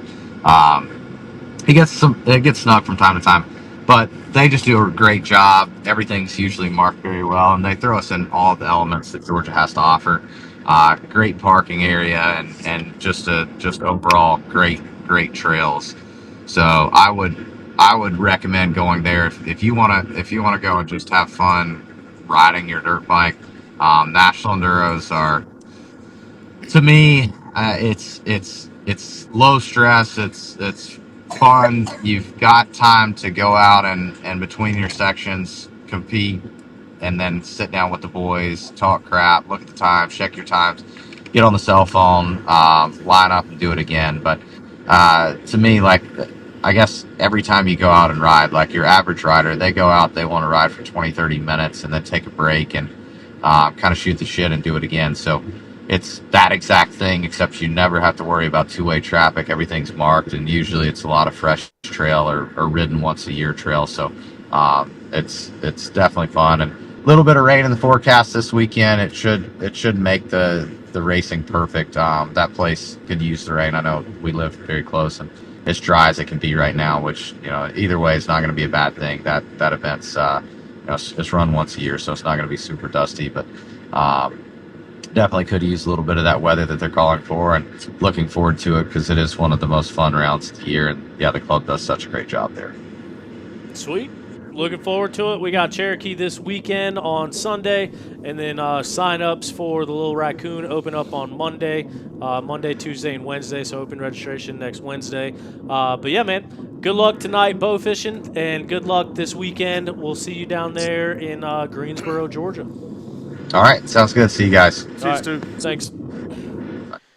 So that was this last weekend's race winner, Stu Baylor. As soon as he gets talking, I realized that there's so many things that we can talk about, but I knew we had to shoehorn that time frame in there to get our next guest on here, and we're going to be talking to Hunter Smith here in just a moment, but we talk about it every time he comes on. Never know what's going to happen, but you never leave wondering what he's thinking, and it's kind of cool to just see him so open, especially about a lot of that stuff. Yeah, for sure. And I feel like I may have struck a nerve there with the podium deal, but I think he made a good point. Like not getting up there and sticking his foot in his mouth on the podium was at the time maybe the best call. And I mean like I said the other week, I mean I think the biggest thing for him, or the biggest issue I had with it was what Kawasaki thought, but he stated he fulfilled his contract obligations with the post race interview, and so I mean whatever it takes to get him paid and keep his people happy. So, but I don't know.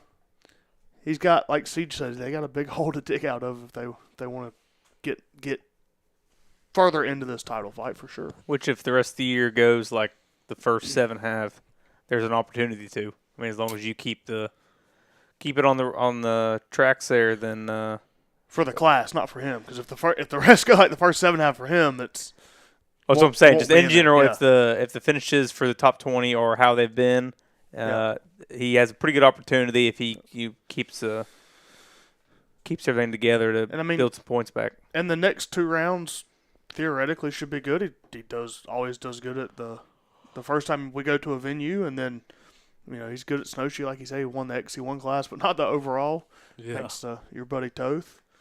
Shout out. So yeah, I mean, there's a chance it could the rest of the year could get interesting for sure. I mean, just like he showed in Kentucky, just like he showed at Old Gray, and just like he showed this past weekend, like Stu is a guy that can go out there and win on any given weekend. Like he has the speed to run up front and has the conditioning to do it, and so. Right now, it's a matter of you look back at the what ifs, the woulda, coulda, shouldas. A lot of it has been outside of his control. It's not from him riding a bad race. It's from the bike not making it to the finish line.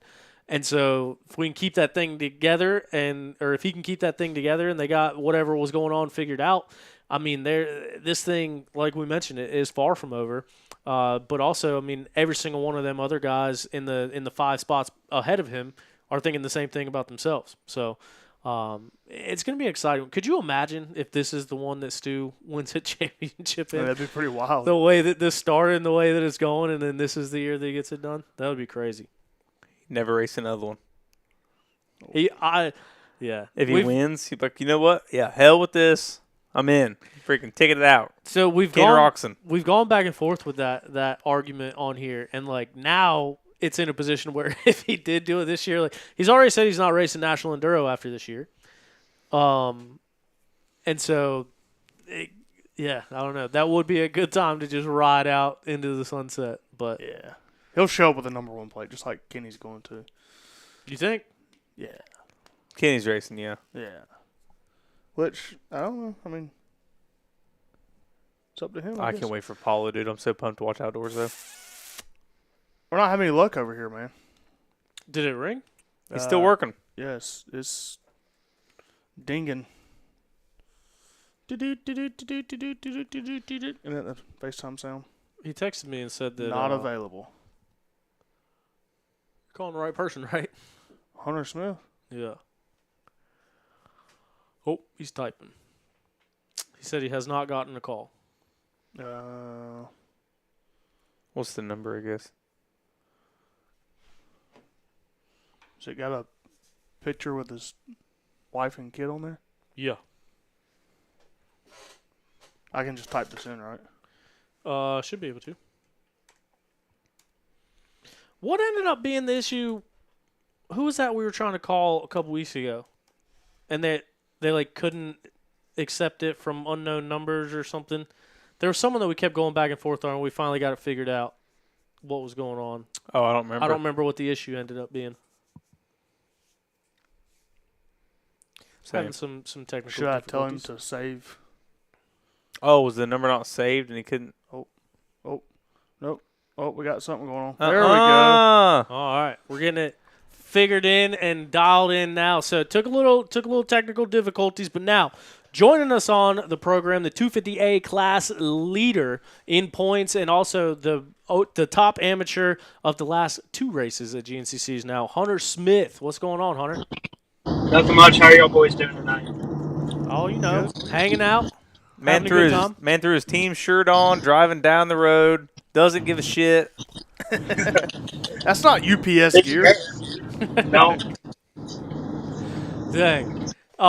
So, man, a lot to unpack, a lot to talk about here. But obviously, for the folks at home, you're leaving work right now, right?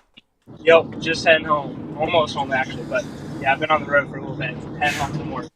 Dude, so we're gonna talk about the race. Don't worry about that. We're gonna talk about the race. We're gonna talk about the season. But a big part of this is I just found out what the hell you've been doing this year, and it got brought to my attention. I think Craig mentioned it, but then you and I were talking a little bit about it, and I just wanted to start there because, like this past weekend, you started in the back, you scanned in the first lap in 10th place, and you continued to dig your way up through the pack. I think you lost your back brakes at one point, and still made it to the front, and I think 11th overall, 12th overall, 11th overall, and 12th overall. So putting the hammer down, you take the top AM honors.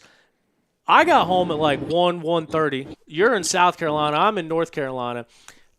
And then you went home and went to work at 3 a.m. And that's what you do after every race?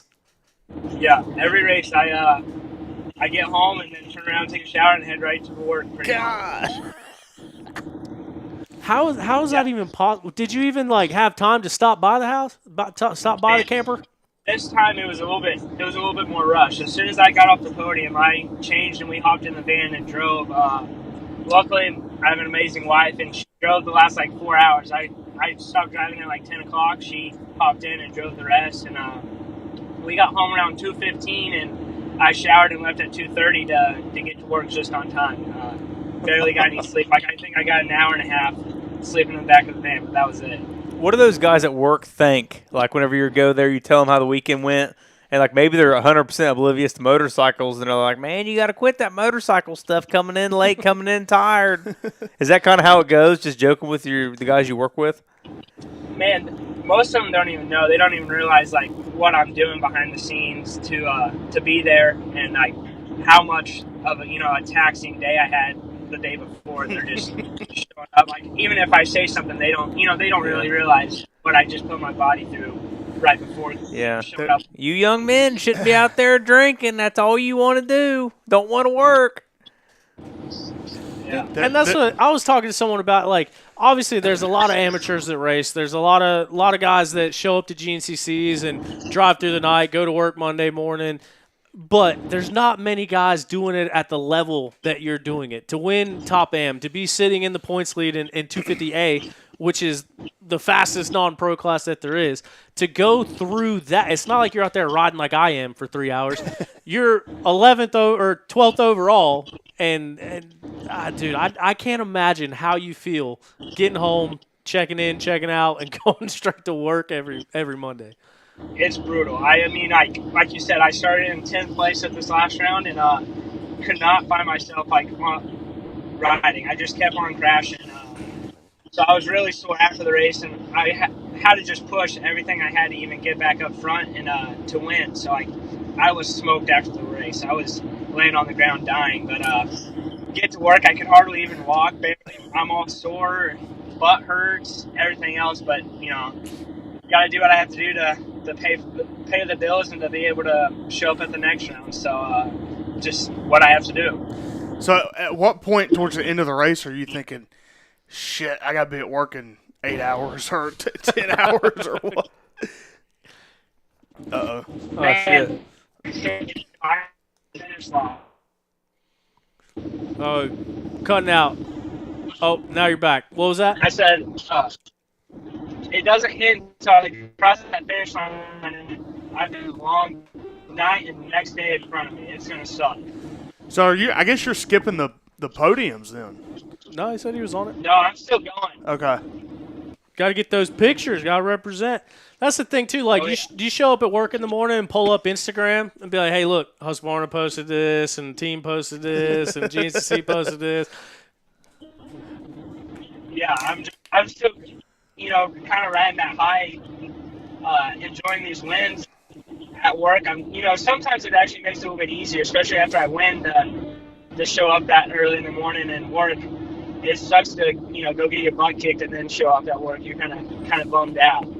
Dude, I bet the drive, like, probably getting home it sucks, but that shower and then your hour drive to work, that's probably the worst part of it all.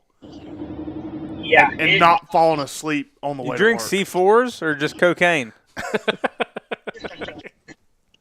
Man, it's nothing. Just staring at the yellow and white line.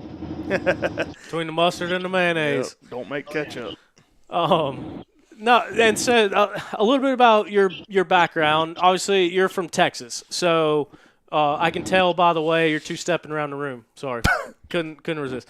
So you're from Texas. You've been staying out at the shoals for a few years now, and just chasing the dream, making this whole thing happen, getting the job out here, living at the shoals. And I had some insider information earlier when I called to ask about some of this, about not even being able to ride and train as much as you were because of everything else that you're doing, and now the results are showing off. So I guess a little bit about your backstory, about what made you come out here from Texas and kind of chase this whole dream, and what the weekly time frame is like, and why you think the results they've obviously always been here, but picking up this year. Yeah. I knew, as back home, I was kind of the top guy growing up. I did the pro class, and I always knew I wanted to try to train professionally. So as soon as I got the chance, I started moving out here, coming out here and racing some. I don't know if like Drew Higgins or Cole Kirkpatrick, they're kind of more of national enduro riders, but they kind of started pointing me towards this direction to come race out here. And so then I would get out of school, and me and my dad and a couple buddies, whoever wanted to go on the weekends, we would drive out to the East Coast and race the races here and there. And then my last 2 years of high school, we were actually chasing the series, and I was still going to school. So I was doing the same thing I'm doing now. We were getting out of school, Friday, driving through the night, getting to the track, Saturday around noon, pedaling it, going to the hotel, sleeping, showing up racing, and then driving back through the night. And I would shower in the locker room, and they would just drop me off at school. So I've been, I've kind of done the same thing over and over again, where I don't know why I just keep doing it to myself, but yeah, I was chasing the dream from there. And as soon as I graduated, I was like, I'm moving out, to the East Coast. I was kind of over the drive. So the Shoals was kind of like the only place that I found that I could stay, and I kind of call my home base. So that's where I moved out to, and started training full time. And putting in the work and really being able to focus on it. And started, that next year, I won the Open A championship. Then last year, I moved to 258, kind of struggled a little bit. I've been on a 350 since I was like 15. But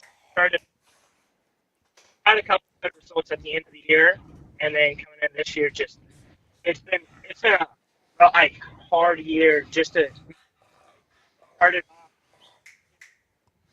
It's been amazing. Like, I got married right before the last round of the GNCC's, right before Ironman last year. So that was awesome, and a blessing. And then we moved out to the Shoals, or I moved her out to the Shoals, and we're living out of a camper, chasing the dream together, which I'm blessed for that. Like, just her being able to live at a dirt bike facility and and just allow me to train or, everything else and chase the dream, which she's here, racing too on the weekends and everything else. So it's awesome. But to get back to what I'm getting to, I started working for UPS during the off season, like wintertime.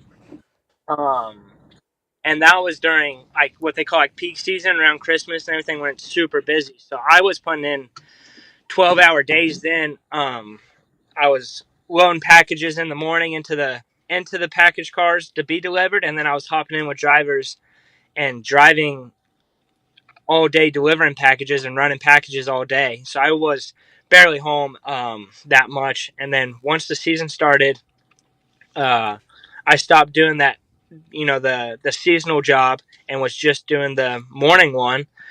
So I was getting up at like 5 in the morning ish, sometimes 4, and going and working every day. And then I was getting off around 10. And here at the Shoals, they were training around noon, 1 o'clock every single day. So I would get off, get straight in my gear, go ride, train all day, but 2 hours on the bike, an hour and a half on the bike every day, and then work out and just repeat every day during off season. It was a lot on my plate, but I knew if I did the work then, like, it would make my life way easier. Once the season started, I would be in good shape. So I was doing that all the way up until, like, pretty much since we started the season, I was doing that, and then I ended up kind of having a couple bad races at the beginning, which, it kind of sucked, and I was struggling with that a little bit. And so then I kind of decided, I was thinking like, man, this isn't working really well. So honestly, I was thinking like, racing crew is going to be done after this year. Just kind of was on the struggle bus really bad the first 3 rounds. But I decided I was going to transfer to doing the night shift, and I was going to get another job and work full time and just race on the weekends and kind of enjoy, this last season. But then as I was transferring, they told me I couldn't leave morning shift because they still needed me. And they actually, their guy that drives a semi usually and parks them up to the buildings and all that in the morning was actually got injured and was out. So they're like, we need you to do that. So they sent me and did a training where I learned how to drive all the semis and back them up, and then learned how to drive all the package cars and got certified to do that. And so now since probably Talladega, I've been working both shifts, morning and night, from 5 a.m. till 10 in the morning, and then going back at 5 in the afternoon till 9 o'clock at night usually. And an hour time. Each way? 30 minutes one way. So not as bad as an hour, but 30 minutes each way, which kind of sucks. I wish I could just stay there, but come back in the middle of the day. And usually I'm almost like, I wish I could ride, but I'm almost too smoked from lifting packages all day that I kind of just have to relax and take it easy. I go for a pedal every once in a while and spin, but besides that, I'm not able to do too much. I try to ride at least once or twice before the race, race weekend. Try to ride like a Wednesday or Thursday and test the bike out and make sure I'm feeling good, and then getting back after it. Dude, could you imagine living at a moto facility where there's just tracks everywhere and you're just too smoked from working all day to go ride, and then you just go out and dust everybody on the weekends? Well, do you think that mindset too, Hunter, that you were talking about is like, well, I'm just going to start racing on the weekends, like try to have fun, and then all of a sudden your results, the last couple rounds, you're checking out your results, like you're doing so much better. Does it feel like it's just because you're just enjoying it more? And then it's like, well, shit, maybe this was what I've needed the last couple of years, is to not take a little bit of stress off of it, maybe. And not overtraining and overriding. Yeah. Yeah, I think that's honestly a big thing. I think I wouldn't say maybe stressing over it too much. I always try to, find the joy in it, but definitely probably was overtraining a little bit. And like, I'm a hard worker, obviously, like you can see it just in what I'm doing just to make it to the races. So I was putting that same work ethic into training every single day. And I was probably honestly doing a little too much and showing up on the weekends a little smoked or tired and not even realizing that I wasn't at my full potential. So I think kind of having to work and realize, hey, I got to kind of just rest a lot more and recover more and let my body recover. kind of made me actually more fresh for the weekend. Dang. Yeah, it's funny how that works out because I was talking to Stu earlier, and I just kind of briefly mentioned to him about you coming on, and just like, hey, what's some more of a story? Because obviously I've seen you down there a bunch, and I've seen you at the races every weekend, but never really knew the whole background of the story and everything. So, yeah, I was wondering if maybe the refresh on the body, obviously lifting packages and stuff every day, but not beating yourself up on a dirt bike. I'm sure that's gotta make you feeling better on Sundays from a physical standpoint, at least. Yeah, I mean, it's hard because, I get there Friday afternoon on the track, and I'm still hurting from work all week. I can barely sit up in bed and my back's not hurting or my legs aren't tight. And I go out there and pedal Saturday, and my legs are just burning the whole time. And I even wake up Sunday and my back's tight. I'm like, man, I can't even hardly stand right now. Or, put my socks on. I can't hardly touch my toes. My back's so tight.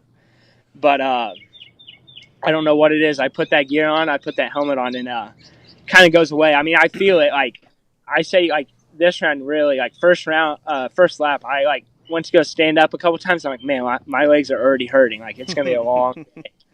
But I don't know what it is. I put that helmet on. I'm just able to kind of push through it, I guess. So what needs to happen for you to quit this UPS job and just go full in on the dirt bike thing?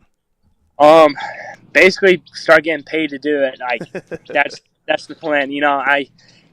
I'm wanting to race XC2 next year. I want to move up to that, the pro class, and hopefully be on a team and, have a little salary or something where I'm able to, provide and, have a stable, income so I can make sure I can basically live and still, chase the dream. That's the goal, is to be there by next year. So, and you mentioned your wife obviously helping out. What does she do? She's a home health nurse, so I think she actually just got home not too long ago. She spends most of the day helping older people at their house, just kind of taking care of them, cleaning the house, bathing them and stuff like that. Like I could not, hats off to her, I could not do that all day, but she's able to, and she loves it, so. Well, I'm sure it helps out, too. I mean, I don't know what the extent of your support is from Racecraft, but just one less thing to think about is having to have a race bike prepped. I'm assuming they help you out with that. Yeah, for sure. It's been a blessing being on the Racecraft team this year. They've stepped up tremendously for me, and I honestly don't have to worry about too much with the bike or anything like that, which, helps just be able to make a living and be able to show up to the races. They've made it a lot easier on me, and I can't thank them enough. Like it's been a great year so far, and it's it's a blessing that they've been able to help me and work with me. So are you taking Monday off after New York, or are you gonna make it into work Monday? I know a guy with a Cherokee airplane. I can hook you right up, dog. If I took the airplane, I could make it, but by my calculations, I don't think I'm gonna make it. I think I'm gonna have to call in on at least Monday morning. I'm gonna have to go Monday afternoon, but Monday morning I'm probably gonna have to call. I was about to say, what's your supervisor's number? Can we not just get Mondays off? Like it's not even every Monday, every other Monday. Here's 13 dates throughout the year. I'll see you Monday afternoon. How's that? Yeah. The problem is I've been trying to take off some Fridays so I can get to the race in time to not be smoked and drive through the night to get there. So I've been using my days to get off Friday to get to the track, so I can't really take off both days. I guess it's easier to you want to be well rested to show up to race, so you can go to work tired. Yeah, they're not expecting me to perform at a top level and battle guys that aren't working and just training all the time and doing it for a living. So I can show up there and kind of just I'm still having to lift boxes and work hard, but I can kind of drag my feet and struggle a little bit more. Dude, I raced a Yamaha Grizzly at Old Gray, and I would have slapped somebody in the mouth if they told me to move some boxes around on Monday morning. And that was only for 2 hours on a couch. That's gnarly. You got me dead. And not only that, too, like, just thinking about that, like you think about what happened this past weekend where you get a bad start, your back is hurting, your legs are already hurting on the first lap, thinking it's going to be a long day, thinking about the work that you just put in all week, thinking about being at work Monday morning. There's a lot of people that in that situation, I mean, that's the day. Let's just coast it in and see what we can do from here. But you went the opposite way. You said, "Nah, I'm going to go win this thing. I got to get to the front." Yeah, I mean, there's a lot of people that, like I said, in my post and everything, I lost rear brakes at pit, and I never got them back. They were gone the rest of the race. And, a lot of people would have pulled in or changed them, or even just kind of rode it in after that and not pushed too hard. But, I tell myself, like, I'm working way too hard during the week to come out here and just ride around or, to get 10th place. Like, that's what I was telling myself the whole time as I kept coming in 10th place. I was like, I'm working my butt off way too hard to be, riding around like this. Like, there's nothing else but to give it my all and go up to the front. Like, it doesn't matter what's going on. Unless my bike completely breaks or I'm broken, I'm not quitting until, that checker comes out. And I think a lot of that has helped just, working and having that that humbleness of like, wow, like, how hard it is, just to be there, and also like how hard it is to train and be at that level, like not taking it for granted and just, giving it everything I have every single weekend and, just making everything I have out of it. Yeah, it's pretty impressive, man, to be honest. The speeds you guys are going to not have rear brakes, I would be wrapped up in just about every tree out there. Well, I know a lot of guys that they lose rear brakes and I'm done. I'm immediately pull in. Yeah. But back to you mentioned obviously needing a ride going into XC2 to quit the job. Surely you're beating on Stu's door being down there on the shoulder to get you on one of them Kawasaki's. Yeah, I would love to ride for Stu's. I feel like, if I keep putting in the rides I am right now, I think that's a good opportunity. That door might open for me. I feel like I've had some good rides, and like I said, like the beginning of the year wasn't that good, and lately I've been putting in some good rides. So I think if I just keep doing that, hopefully some doors will open, and I'm always bothering Stu about it, and trying to get that door open. So we'll see what happens. Yeah, I mean, yeah, being there, obviously he knows what you're doing week in and week out, and sees the results, and you gotta be like, man. I mean, I don't know, and I hate to kind of put you in that situation. Hey, neighbor, give me a bike. Yeah, with the racecraft team and all that, because surely you're beating on their door for something more for next year too. For sure. I mean, right now I'm trying to get everything I can. I've been, trying to talk. Must be connecting to Wi-Fi. Get out of the van. We can't My hear bad. you. You went away. No, I'm just kidding. It just Back on? It all went cattywampus. It's getting there. Yeah. Yep, you're coming Like back. someone set your face on fire and put it out with a bicycle chain. Sorry, sometimes the metal boxes interfere with some signal. All right, is that better? No, You We look can like hear shit. you. All right, hold on. You look like you're on a Nintendo 64, but we can hear you.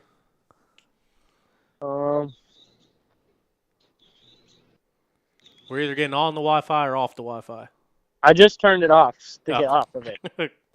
I'm walking away from the trailer. I must have lost service when I went No, in you're there. good there. Oh, yeah. Oh, now You're we got good. you. Good. Back on? Yep. All right.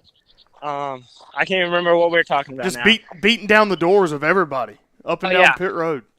Yeah, I mean, I'm trying to talk to everybody I can. I've kind of gotten to this point where it's my make or break year. Like, I've kind of, I've talked to my wife about it some and everybody else. Like, I can't keep working and racing like this. Like, I mean, my body won't hold together. You can only do that for so long. So, like, we kind of made an agreement, like, chase it this 1 year and give it everything I have. And if it doesn't work out, like, I'm satisfied with it. Like, I know I put in everything I possibly could to make it happen. But that being said, like, I'm doing everything I possibly can to make sure I can keep chasing this dream, talking to everybody, and just keep putting these good results. Like, that's all I can do. Dude, well, this is like listening to a David Goggins interview. Like, you got me ready to damn run through a brick wall after hearing this. And I was too tired to go trim my bushes today, and you're out doing everything that you're doing. So I think everyone looking at your results can see the rider that you are, but then hearing your mentality and hearing your work ethic and hearing everything behind it, I have no doubt that you should be able to find a ride for next year. How old are you? 21. Oh, you're Jesus. dialed.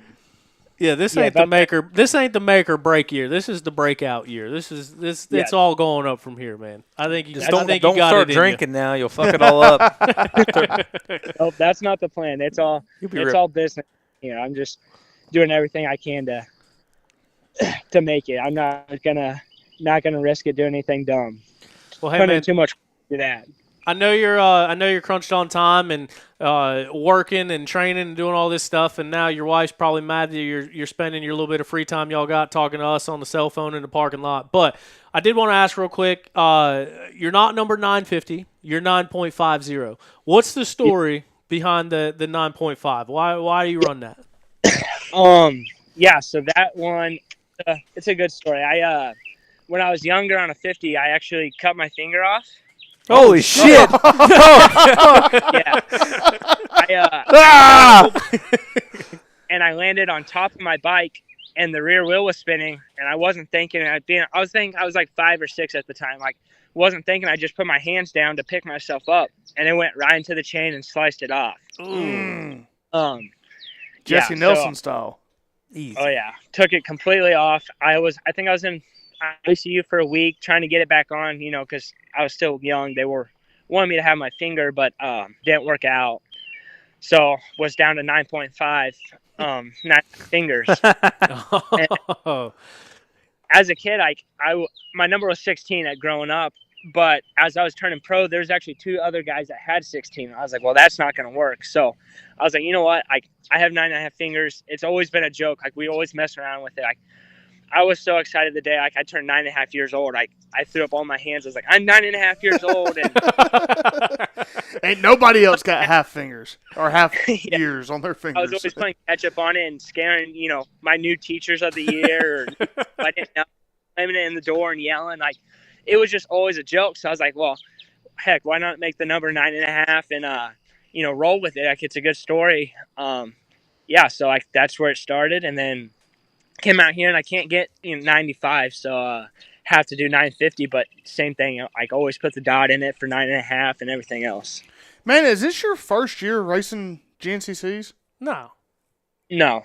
I think this is going on my. He's Instagram stalking you. That's why he's asking. Yeah, I was going back. Yeah. Anyway, sorry. No, I think it was 2024. I won the Open A championship, which was my 3rd year. Chasing the series. Gotcha. Okay. Why do they always split your results? Every weekend, there's 2 Hunter Smiths. It throws off. I'm like, surely he should be leading the points. Why is he 5th? Oh, wait, he's not. Yeah, I don't know. I have to email him every single weekend. At first, it was because for some reason when I requested for my number for the year, being in the top, I think I was 23rd last year overall or something like that, or 24th. I requested 950, but for some reason, every time I signed up, it wouldn't give it to me. And then, so I think that was throwing it off because I was getting different numbers. But then I went and got it changed, and I got 950 for the rest of the year. And even this round, it was different, and it's still the same. So I don't know. I keep emailing them every single race to get it fixed, but I don't know what it keeps happening. Yeah, it always throws me off every time we go to look at it in there. But man, I get everybody every time. Hey, your results are changed. I'm like, I know. I got to email them again. Yeah. That's what last time I was looking at the points, I was like, surely he's got to be leading it. And then it was all skipping around, and I finally added it together, and I was like, oh, okay, there's 2 of them. Yeah. Well, sick, man. Really appreciate your time. I see it's dark there. I know you just got home from work, so want to let you go, but can't thank you enough for the time. And, dude, what an awesome conversation, man. Thank you for reaching out, and thank you for coming on the show. And it was so cool to hear more about your story. And, dude, You got 3 new fans, that's for sure. And my mom. My mom is sitting here texting me saying that she likes you too. So I appreciate it. I appreciate y'all having me on and giving the opportunity to just tell my story. Not too many people actually know about it, so it's good to get it out there, let people know how hard I am working. So I appreciate y'all letting me get on and tell it. Thank y'all.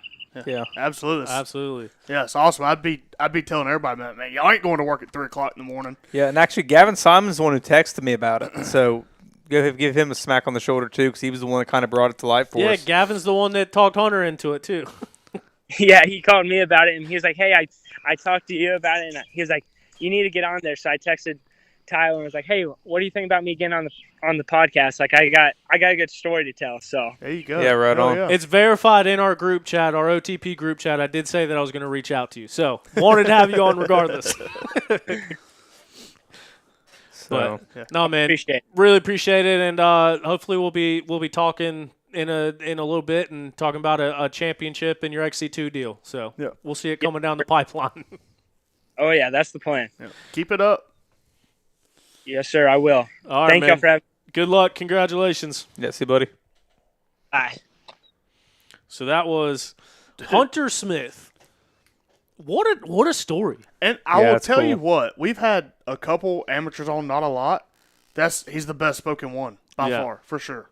And dude, he's like I said, I've seen him down at the shoals a lot. I run the Racecraft Instagram, so like I see him at the races every weekend, and, like post stuff for him and do all that.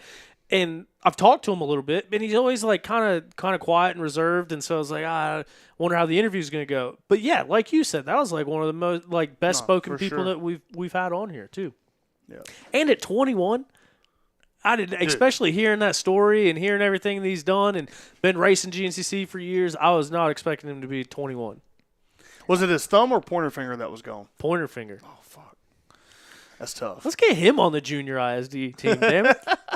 Yeah. He'll outwork He's everybody. been. He'll swim to Portugal to make sure he's there on time to work. And ship his own packages. Yeah. He'll ship his bike over there himself. Take his bike, put it in parts, load it on the plane himself. No, that was man, and there's he's probably not the only one doing some stuff. I mean, maybe not to that extreme. Obviously, not winning 250A and amateur overalls, but those kind of stories are what's pretty wild about the GNCC and these off-road national races.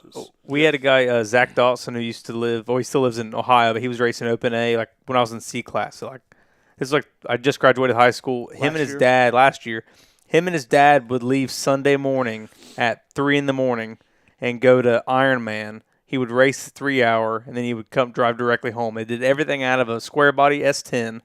Like, they did not sleep at the race. They left whatever time coordinated to leaving the house to getting there in time to sign up and race.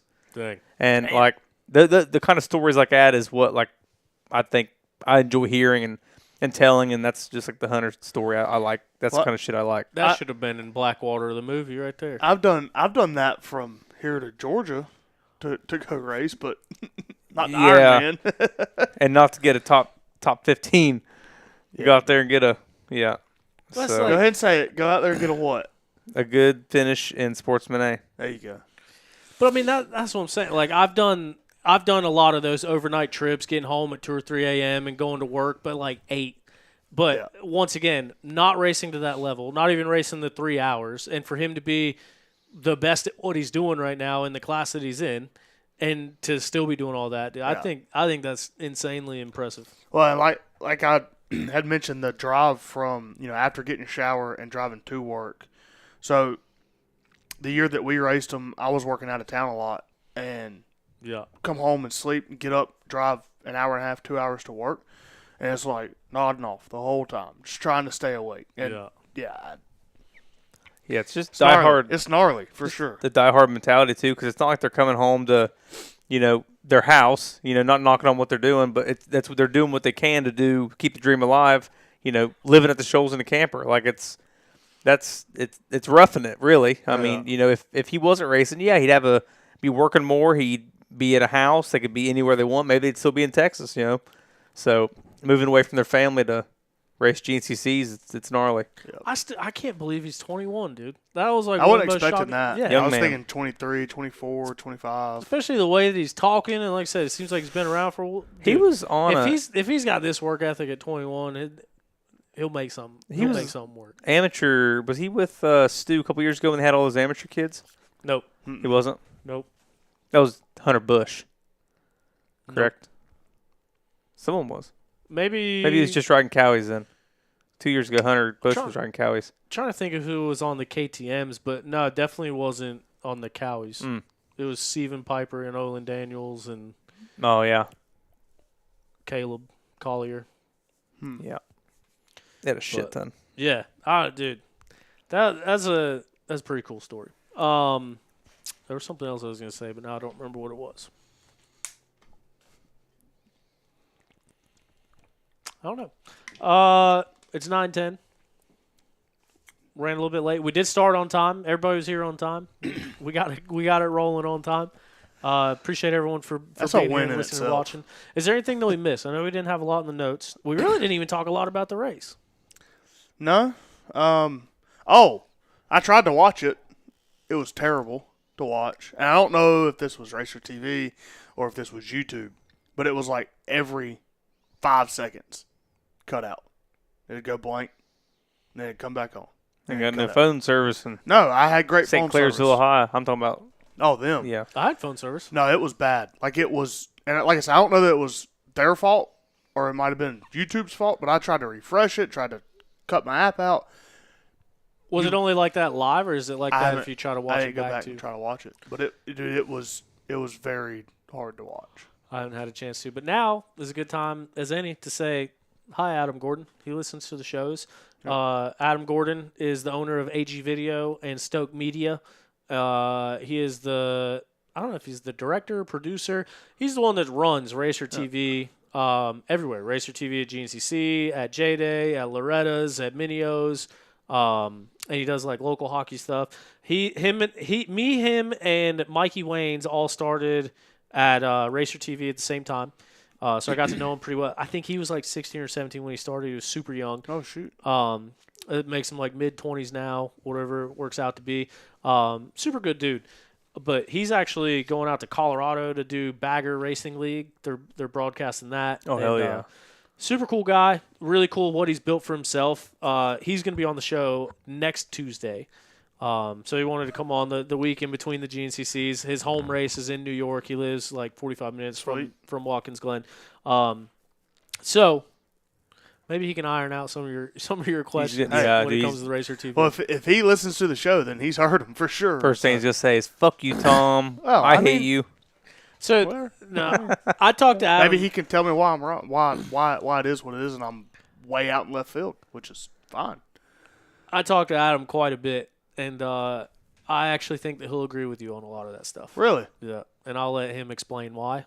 But yeah, I think that's also part of the reason why he wants to come on. Yeah. So it'll be cool to hear from him and hear his perspective and hear about everything that he's been doing. Yeah. No, that's It'll be cool to it's the first guest we've booked a week out, so I'm excited to get it out there. I can tell everybody about it. That's awesome, and you know we've talked about it off the show, but getting people outside of the racers and people that we talk to, I mean, I think it'll be awesome to hear from them. Yeah, should be a good one, especially, like I said, heading into his home race in Watkins Glen. And did you notice that they've started broadcasting the minis Yeah. and So AM? I don't know. Did you see? No, not AM. Did you see that there's a whole other Facebook page that's GNCC Youth Racing Live or something? Mm-hmm. And they had been rogue broadcasting it themselves. And I think that's a big reason why Racer TV is doing it now, because they posted something that was like, Racer TV has agreed to do youth bikes too, on the stipulation that we don't broadcast it as well. So a little bit of guerrilla broadcasting going on, but it worked out. Got them to show it. Yeah. Well, and then when they're doing these J days, they're live for 9 hours. It seems like. So why can't they do that at GNCC? Yeah, shit's so cool watching it. It is. It's cool to see like our buddy like Suddy getting TV time and podium time, and whoever else has been on. I haven't watched a ton of them, but it is cool. Yeah. So yeah, it'll be cool to talk with him. And I don't think that there's what? I was just watching. Back. Oh, that somebody said something bad. No, I went out of focus. Yeah, I don't know why it does that focus breathing every now and then. But That's all right. yeah. This weekend, Cherokee National Enduro happening in Greensboro, Georgia. I will be down there filming and riding, picking up a brand new YZ 250 FX on the way down there on Friday. Yamaha just outside of Atlanta on the north side. The race just outside of Atlanta on the southeast side. So getting two birds stoned at once. Go down there, pick that thing up, say what's up to the boys and girls at the Yamaha headquarters, and be out there on a 4 fatty that Tom is going to race at some point. You want to race it in New York? You just said you're getting a 250 FX. Are you getting a 450 or 250? 450. Okay. Big girl. Maybe. Have that thing barking. Maybe. Not with me on it. I'll have it in third gear. Oh, it's not a bad idea. We'll figure it out. But NASCAR for me this weekend. I'm pumped. oh yeah, Yep. I'm gonna try to. It's not quite the same as doing the Indy 500 and the Coke 600 in the same day, but I'm gonna try to do the Cherokee 80 and the Coke 600 in the same day. Well, there's probably 500 miles in between, maybe? No? Oh, gotta be. Nah. Down there and back, maybe, yeah. Yeah. Round trip for sure. Yeah. Yeah, it's 4 hours. Hell yeah. You can make it. Yeah, dude. Especially with a little bit of rain delays coming in, I'm sure. Yeah. I'll still probably make it farther through the Coke 600 than that one girl that's trying to do both of them races this year. Who's that? There's some girl that's trying to do the double. What? Yeah. First I've heard about that. I forget her name, but yeah. It's not Natalie Decker, is it? She's No. terrible. I think she might be done. She's definitely done with the truck series from what I've heard. Dude, that Talladega trip got me pumped. Dude, I'm watching all the NASCAR YouTube videos. I'm watching I watched all of Watkins Glen. I'm back in it. You ought to listen to some of iRacing. Junior's podcasts. They're pretty interesting. So I listened to a lot of the clips, Yeah. and I'd like to listen to the full shows. That being said, I need to put out clips of our show. We're going to get merch made. We're going to put out clips. We're going to gonna keep put out lying. social media We're going to keep stuff. lying to everybody. We ain't doing shit. Oh, it blows my mind how many people listen to this thing, and the holes that I'm missing by not doing more of what we should, but also got a lot of irons and a lot of fires to do a lot of stuff, and it's kind of made my stuff go by the wayside, which I was thinking about the other day. Hey, 3:30 a.m., brother. All you got to do is sleep. You can't say a Hunter fucking Smith, thing now. man. Say Yeah. shit. I need Hunter. I'm gonna say when you leave to go to work at 3:30, you call me, wake me up. I mean, I can start doing it at 5:30. All right. I mean, I started doing it at 6:30. So I was sitting there thinking about it. It's like when I quit my job, it's been 4 years. I was like, dude, I'm committing to OTP full time. I'm doing it. I'm going after it. I'm going after You all start this stuff. sleeping in until 9 o'clock. Well, then I started getting contract here, contract there, contract here, and now next thing you know, I'm posting. I post something on Instagram at least 5 to 8 posts a day, and if you look at OTP, I think I've posted on it 3 times this year. So it's like I wanted to get away from a job to be able to focus on my stuff, and now I've got so much other stuff that I've completely gone away from my stuff. So got to find a way to rein that back in, get shirts made, get clips put out, get social stuff put out, get all these videos I'm taking on the weekend put out. And, Speaking of, I got you boys some are a big part clips of it. for you. Yeah. That very not bring together. those cameras. I didn't. I didn't Jeez. go home. Oh. Came straight from the airport, dog. I'll slide them by tomorrow though. Oh, you got your plane fixed? Yeah. Hell yeah. How long does this alternator last? It was the wire broke, Oh. so I fixed it. Was that the reason with the last one? Yep. Oh. So was the last alternator good? Alternator's good. Wire's not. Wire broke. This is 1976 wire. Get off my back. All right. It's good now. We even got plane talk in today. We've got plane talk. We're back in action, Toth. Pilot's back. His plane's not ready at all. It will be. It will be, but it's a month out. All right. It's taco time. Thank you hell guys yeah. for coming and joining us, chatting with us. I think it was a good show tonight. Thank you to each and every single one of you that were watching along at home. My mom does not miss an episode now. She moved to the Denver area too, and so all throughout the show, I just got texts the whole entire time. I see you. I guess you are going to Portugal. We can all go to Portugal. I like him. He deserves a break and to make it. He really wants it. You can tell. So I'm getting live feed from my mom and probably my stepdad, Dion, that they're watching. So shout out to them. Shout out to each and every single one of you guys that all watch at home. Shout out to Yamaha Motor USA. Going to be pumped to get on a new bike, see how that thing is going. Big thanks to Zach Tussle at Raymond James Financial, DPG, Dimmer's Precision Grading.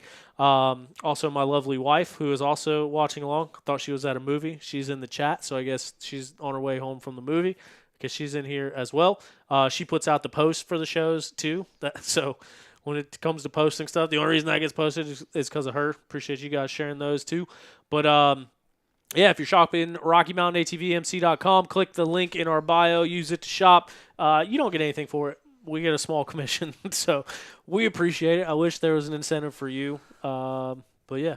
Anyway, it is support the buddies. Yeah, supporting the support buddies your friends in the show. Thank you, Moto Fro, for the 20 beans. Appreciate it.